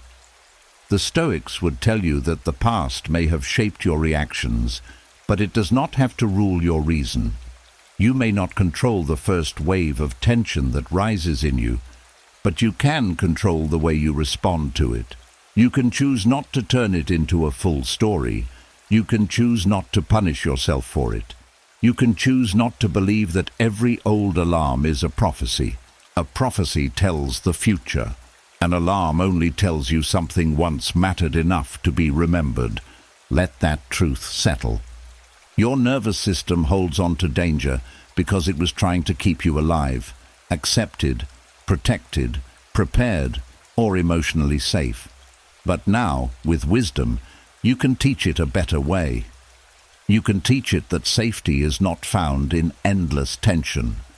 Safety is not found in expecting the worst. Safety is not found in rehearsing pain before it arrives. Safety begins when the body learns that rest is allowed even in an unfinished world. There may still be unresolved things in your life. There may still be decisions, relationships, duties, bills, wounds, questions, and uncertain roads ahead. But not all uncertainty is danger. Not all silence is rejection. Not all delay is loss. Not all discomfort is warning. Not all memories deserve fresh fear. The body must learn this slowly, and you can guide it. Tonight, let the body receive a message different from the one it has carried for too long. Let the message be simple. You do not have to guard me right now. Let the shoulders hear it. Let the breath hear it. Let the heart hear it. Let the stomach hear it. Let the tired muscles hear it. Let the old alarm hear it. You do not have to guard me right now. This does not mean you will never need strength again. It means strength can sleep until it is needed. It means courage does not have to stand at attention all night. It means your body is allowed to leave survival mode, even if only for this moment. And moments matter. Enough peaceful moments can become a new pattern. Enough new patterns can become a new way of living. So if the old danger echoes tonight, meet it with compassion. Do not say, "Why am I still like this?" Say, "My body learned to protect me, and now I am teaching it peace." Do not say, "I should be over this." Say, "I am learning that the past is not here in the same way anymore." Do not say, "Something must be wrong." Say, "An old alarm is ringing, and I do not have to obey it." This is Stoic gentleness. Firm, but not harsh. Clear, but not cold. Strong, but not cruel. And as the night deepens, let your nervous system begin to discover what your wisdom already knows. The danger has passed. The lesson can remain, but the fear does not need to stay awake forever. The memory may exist, but the body does not have to keep living inside it. The old storm may have shaped you, but it does not have the right to command every quiet night that comes after it. So breathe. Let the body return from the old battlefield. Let the guard lower its eyes. Let the muscles stop preparing for a pain that is not in this room. Let the mind stop confusing memory with threat. And let sleep come as a gentle teacher, showing your whole being that safety can be learned again, one quiet breath at a time. And after the body begins to learn that old danger does not need to rule the present, the next lesson becomes even more important. Because danger is not the only thing that can enter the mind. A memory can enter, a fear can enter, a judgment can enter, a regret can enter, a sharp thought can pass through you like a sudden wind. But the life-changing power begins when you understand this. A thought may enter, but it does not have to lead. This is one of the quietest forms of freedom. You cannot always choose the first thought that appears. Sometimes a thought rises before you are ready. It may come from pain. It may come from fear. It may come from old habit. It may come from tiredness. It may come from something someone said years ago that still echoes in the back of your mind. You may be lying in bed, wanting peace, and suddenly the thought enters, "What if everything goes wrong?" Or, "You are behind," or, "You should have done more," or, "They do not care," or, "You will never be free from this." The first mistake is believing that because the thought appeared, it must be important. The second mistake is believing that because it feels strong, it must be true. The third mistake is letting it take your hand and lead you through the same dark roads it has led you through before. The Stoic mind learns to stop at the doorway. It does not panic because a thought has entered. It does not hate itself for thinking. It does not say, "Why am I like this again?" It simply notices. It stands still. It says, "This thought may enter, but it may not lead me." That sentence creates a boundary between awareness and obedience. And once that boundary exists, the mind is no longer a prisoner of every passing impression. A thought can enter without becoming your identity. A fear can enter without becoming your future. A memory can enter without becoming your home. A regret can enter without becoming your judge. A suspicion can enter without becoming your truth. This is where peace begins to mature. Not when the mind becomes empty, but when the mind becomes governed. Many people wait for peace by hoping thoughts will stop. But thoughts may not stop immediately. The mind is active. It remembers, predicts, questions, compares, protects, and reacts. The goal is not to make the mind silent by force. The goal is to stop letting every thought become a command. This is the difference between being visited by a thought and being ruled by it. A visitor knocks, enters, stays for a moment, and leaves. A ruler gives orders. Many thoughts only become rulers because you keep giving them authority. The Stoics called this the work of judgment. Something appears in the mind, but you decide what it means. The thought says, "You failed." You do not have to answer, "Yes, I am a failure."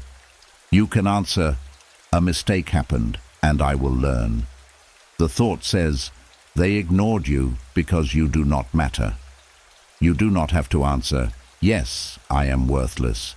You can answer, "Their silence is not enough evidence to define my value." The thought says, "You must solve everything tonight." You do not have to answer, "Yes, I must stay awake." You can answer, "If action is possible, I will act. If not, I will rest." This is not pretending, this is leadership. Inside every person, there is a difference between the thought and the one who notices the thought. The thought may be loud, but the noticing part is deeper. The thought may be restless, but the observing part can become steady. The thought may be dramatic, but the wiser part can ask, "Is this useful? Is this true? Is this mine? Is this now?" That wiser part is where your freedom lives. When you say, "This thought may enter, but it may not lead me," you are not fighting the thought. You are removing its power to drive your life. You are saying, "You may be present, but you are not the master of this room." You are saying, "You may speak, but you do not get to decide my peace." You are saying, "You may bring fear, but I will not let fear choose my direction." This matters most at night because bedtime weakens your defenses. The body is tired, the heart is open, the day has left its marks. A thought that would seem small in the morning may feel enormous in the dark. A worry that could wait until tomorrow may pretend it is urgent. A memory that has no real power now may return with the feeling of being alive. This is why the night requires gentle discipline, not harshness, not force, gentle discipline. Gentle discipline says, "I see the thought, but I will not follow it into suffering." It says, "I hear the fear, but I will not let it build a whole story." It says, "I recognize this old pattern, but I am not required to repeat it tonight." Some thoughts are like roads you have walked too many times. The road of regret, the road of self-blame, the road of fear, the road of suspicion, the road of trying to control tomorrow. At first, the road feels familiar. The mind knows every turn. But familiarity is not the same as truth. Just because a thought pattern is familiar does not mean it is wise. Sometimes the most familiar road is the one that keeps taking you away from peace. So the practice is to stop at the beginning of the road, not after 1 hour of overthinking, not after your chest is tight, not after the thought has pulled you through every possible disaster. At the beginning. The moment the thought appears, breathe and say, "You may enter, but you may not lead." This sentence gives your mind a new path. The thought may still stay for a while. That is okay. Peace does not mean the thought disappears instantly. Peace means you no longer let it drive. It may sit in the background. It may knock again. It may try to sound urgent, but you keep returning to the same boundary. You may enter, but you may not lead. The power of this practice is that it restores choice, and choice is sacred. Without choice, the mind becomes a river carrying you wherever old patterns decide to go. With choice, you become the one standing at the bank, watching the current, deciding whether to step in. This does not make life painless, but it makes you less controlled by every inner wave. There will be nights when the thought says, "But I am important." Let it be important tomorrow, if tomorrow is the right time. There will be nights when the thought says, But I need an answer. Let the answer come when the mind is rested enough to receive it. There will be nights when the thought says, "But if you do not follow me, something bad may happen." Answer gently, "Following you has not brought peace. Tonight, I choose stillness." The Stoic does not need perfect emotional weather to remain steady. The Stoic learns to stay rooted even when the mind sends storms across the sky. Clouds may enter the sky, but they do not lead the sky. Waves may move across the sea, but they do not become the depth of the sea. Thoughts may move through you, but they do not have to become the commander of your soul. This is how inner strength becomes quiet. You no longer prove strength by wrestling with every thought. You prove strength by refusing to be ruled by what has not earned your trust. A thought must be examined before it is believed. A fear must be questioned before it is followed. A memory must be placed in time before it is allowed to shape the present.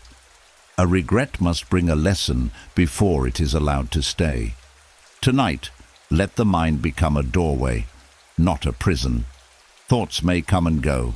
Some will be old, some will be strange, some will be heavy, some will be uninvited. But you do not have to serve them all. You do not have to feed them all. You do not have to turn each one into a story. Let the thought enter. Notice it, name it, bow to the fact that it exists. Then return to your breath, return to the body, return to the room, return to the truth that you are here, now, no longer required to obey every voice that rises inside you. And if one thought keeps knocking, speak to it with calm authority. You may enter, but you may not lead me. You may be heard, but you may not rule me. You may pass through, but you may not take my peace with you. This is life-changing because the moment you stop being led by every thought, you begin to meet yourself again. Beneath the noise, there is a steadier self. Beneath the fear, there is wisdom. Beneath the old patterns, there is choice. Beneath the restless mind, there is a quiet place that has never been destroyed. Tonight, let that place lead. Not the fear, not the memory, not the old pain, not the imagined future, not the voice that accuses, not the thought that demands control. Let wisdom lead, let breath lead, let stillness lead. Let the quiet strength beneath the mind lead you toward sleep. Because a thought may enter, but it does not own the night. A thought may enter, but it does not define the soul.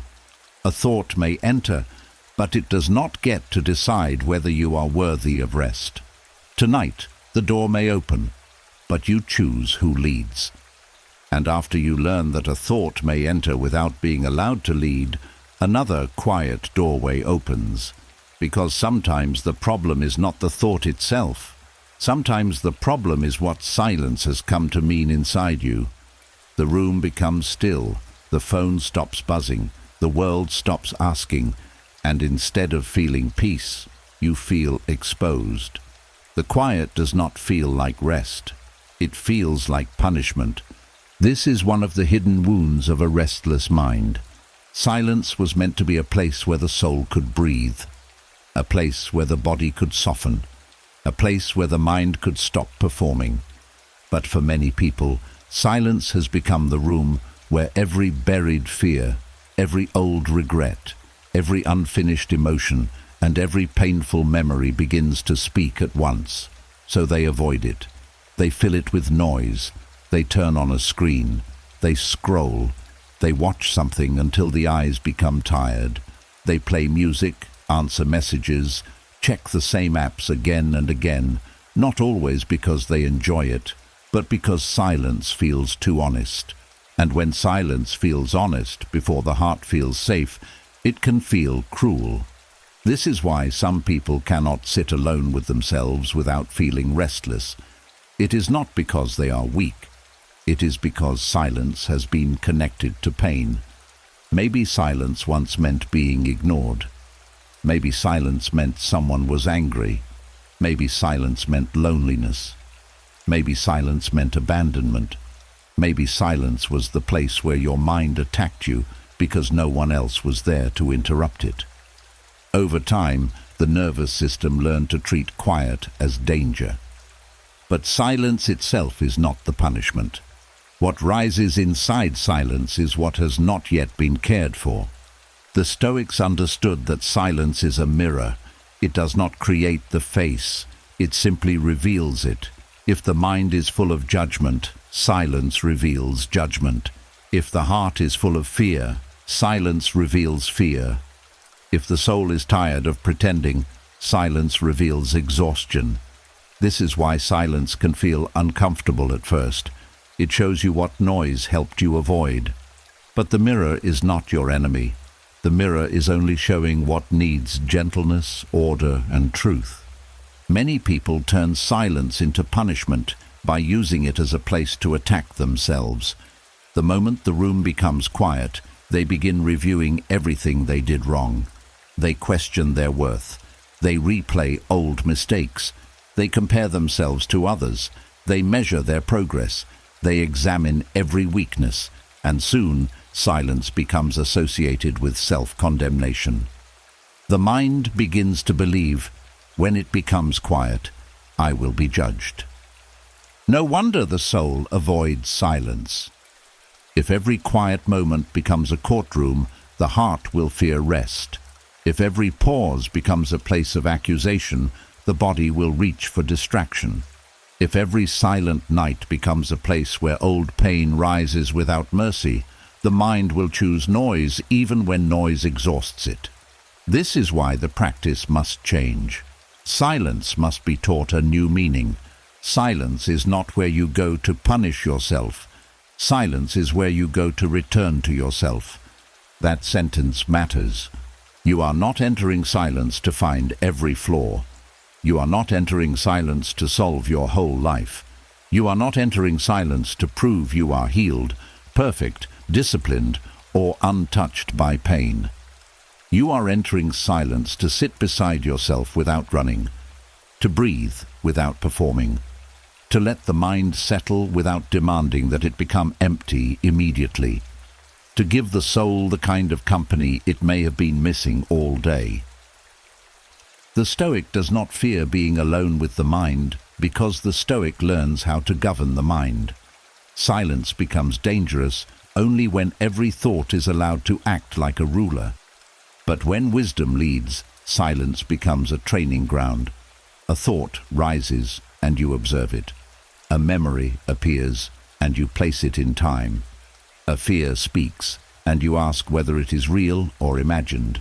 A regret enters and you take the lesson without accepting the sentence. This is how silence becomes useful instead of harmful. You stop turning silence into punishment by changing the way you meet yourself inside it. When the room becomes quiet, do not begin with judgment. Begin with presence. Feel the breath. Notice the body. Let the shoulders soften. Let the face rest. Let the hands unclench. Tell yourself, I am not here to accuse myself. I am here to be with myself. This may feel strange at first because many people have spent years using their inner voice like a whip. But the soul does not open under violence. It opens under safety. There is a difference between honest reflection and emotional punishment. Honest reflection says, what can I understand? Punishment says, how can I blame myself? Honest reflection is clean. Punishment is heavy. Honest reflection leaves you wiser. Punishment leaves you smaller. Honest reflection has compassion. Punishment has contempt. If your silence leaves you feeling crushed, you are not reflecting. You are attacking. The Stoic way is firm, but not cruel. It allows truth without hatred. It says, yes, this needs improvement, but I do not need to destroy myself to improve it. It says, yes, that moment hurt, but I do not have to keep bleeding in the dark. It says, yes, I have regrets, but I am not required to turn every silent night into a prison. This is how the mind learns that quiet can hold truth without becoming punishment. Silence also becomes easier when you stop expecting it to feel peaceful immediately. At first, silence may feel loud because it is carrying everything you have postponed. That does not mean silence is bad. It means your inner world is asking to be sorted. A room that has been closed for years may smell heavy when you first open the door, but you do not close it forever. You let air in, you clean slowly, you give the room time to become livable again. Your inner silence is the same. At first, you may notice thoughts you did not want, feelings you avoided, tension you ignored, questions you pushed away.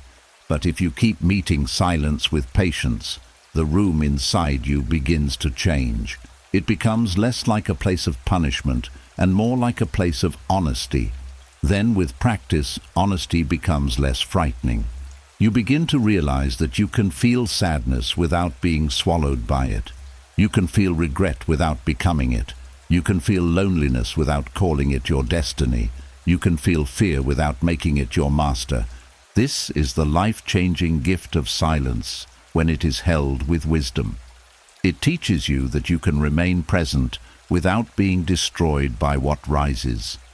It teaches you that not every inner sound is a threat. It teaches you that you can be alone without being abandoned. You can be quiet without being punished. You can be still without being unsafe. Many people fear silence because silence removes the applause.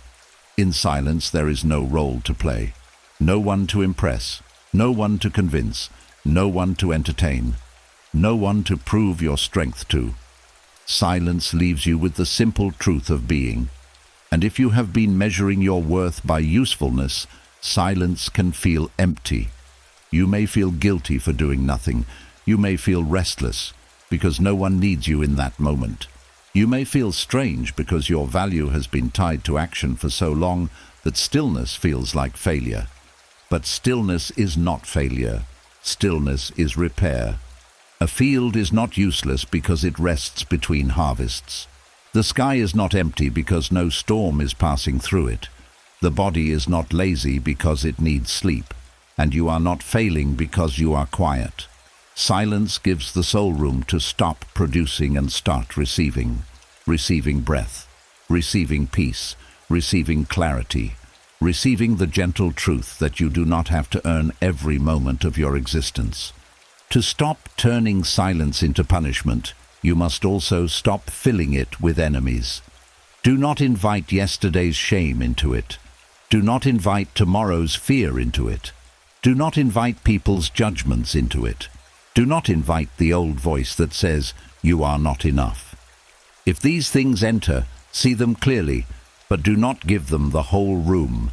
Say, "This is a thought, not the host. This is a memory, not the master. This is fear, not the law." Then return to the breath. The breath is important because it gives silence something gentle to hold. It anchors the mind in the present, not in the past where punishment lives, not in the future where fear lives. Here, one breath entering, one breath leaving, nothing dramatic, nothing forced, just life continuing quietly inside you. The breath reminds you that silence does not have to be filled with judgment. It can be filled with awareness. Tonight, let silence become a shelter again. Let it be the place where your soul does not have to explain itself. Let it be the place where your mind does not have to perform intelligence by solving everything. Let it be the place where your body does not have to stay tense to prove it is ready. Let it be the place where your heart can say, "I am tired," without being corrected. Let it be the place where you finally stop treating your own presence like something that must be managed. And if silence still feels uncomfortable, do not run too quickly. Stay for one breath, then another.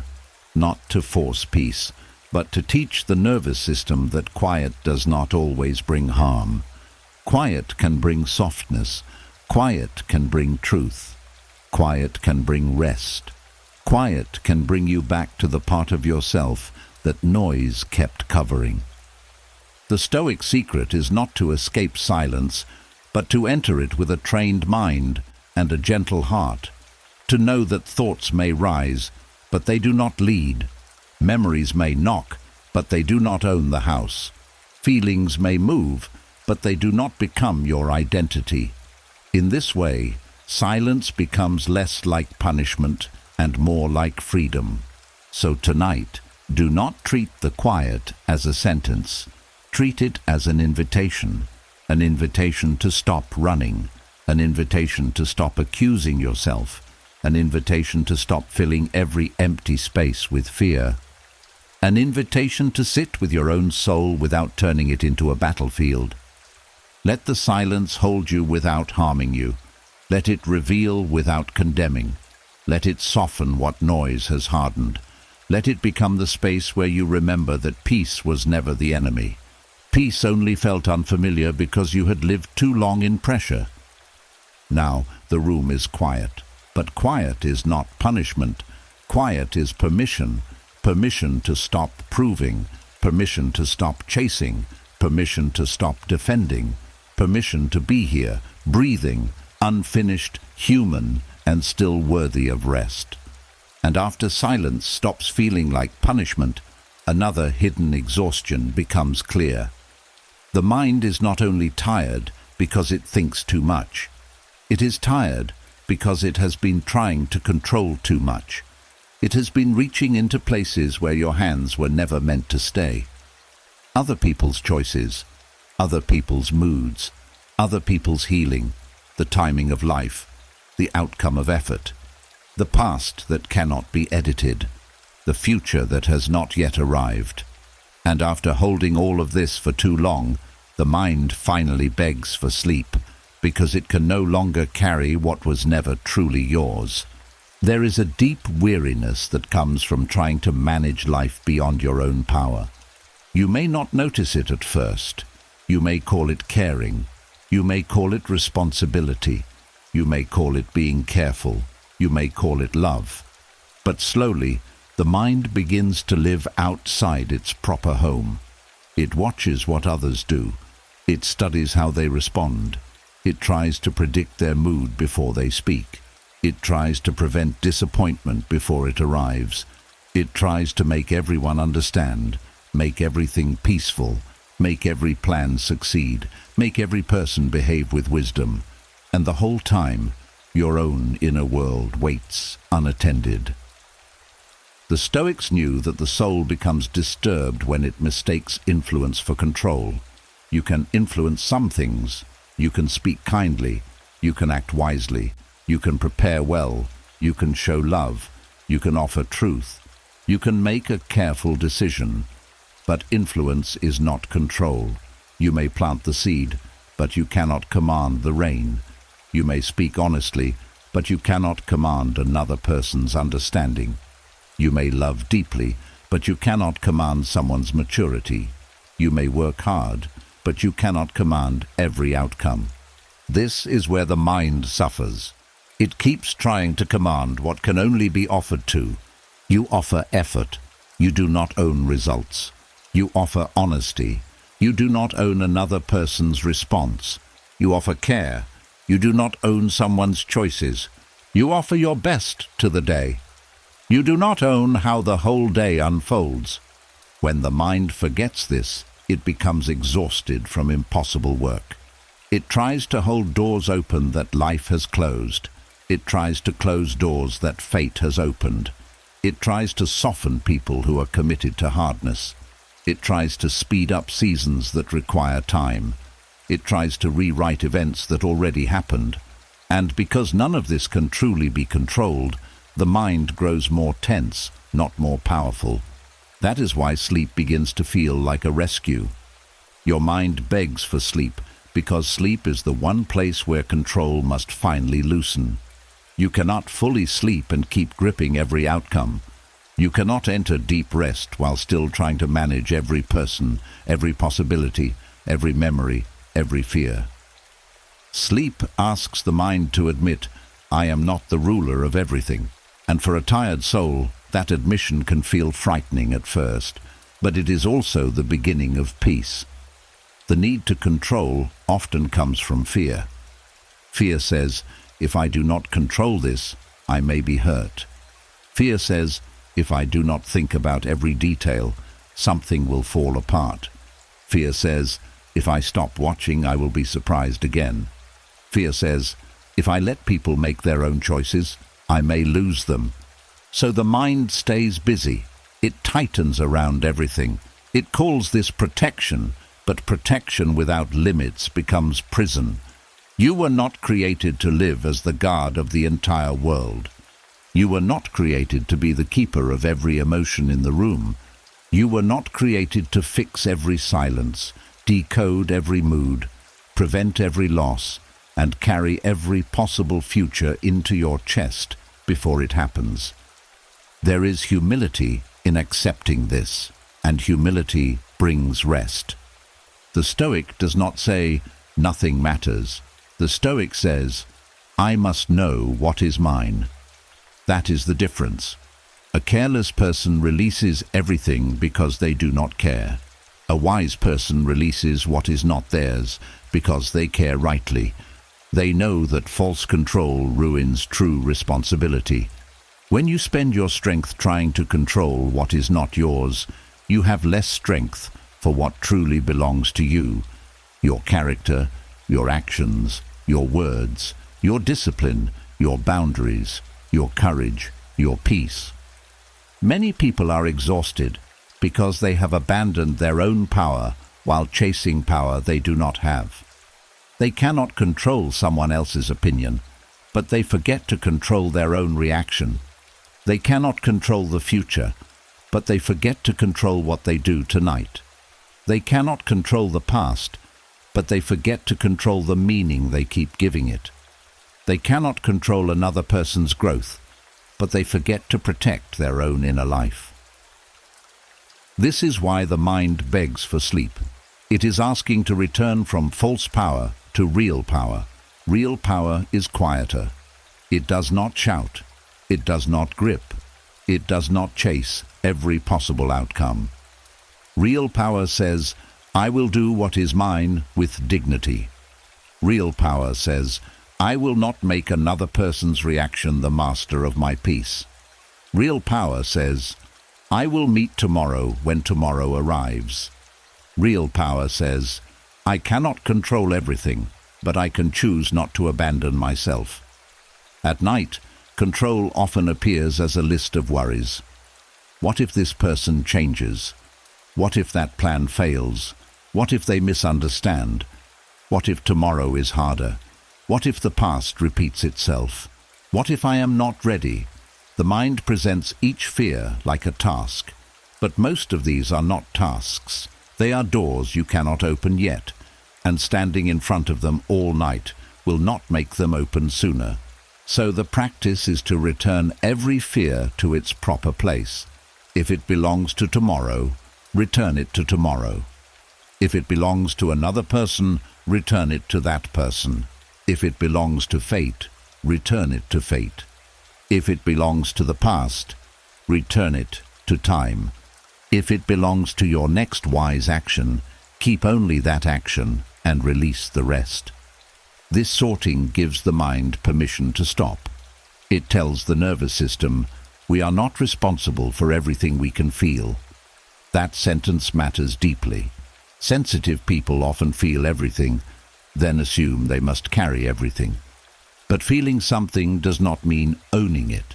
Noticing someone's mood does not mean fixing it. Understanding someone's pain does not mean losing yourself inside it. Caring about an outcome does not mean controlling it. You can care and still release. You can love and still allow. You can plan and still sleep. You can hope and still accept uncertainty. You can be responsible without becoming the servant of everything beyond your reach. The Stoic life is not a life without concern. It is a life with ordered concern. You place energy where energy can become action. You place attention where attention can become wisdom. You place love where love can remain clean, not where it becomes control. And when something stands outside your command, you bow to reality, not because you are defeated, but because you are free enough to stop fighting shadows. Tonight, ask yourself softly, what have I been trying to control that was never mine? Let the answer rise without shame. Maybe you have been trying to control how someone sees you. Maybe you have been trying to control how fast healing happens. Maybe you have been trying to control whether the past still hurts.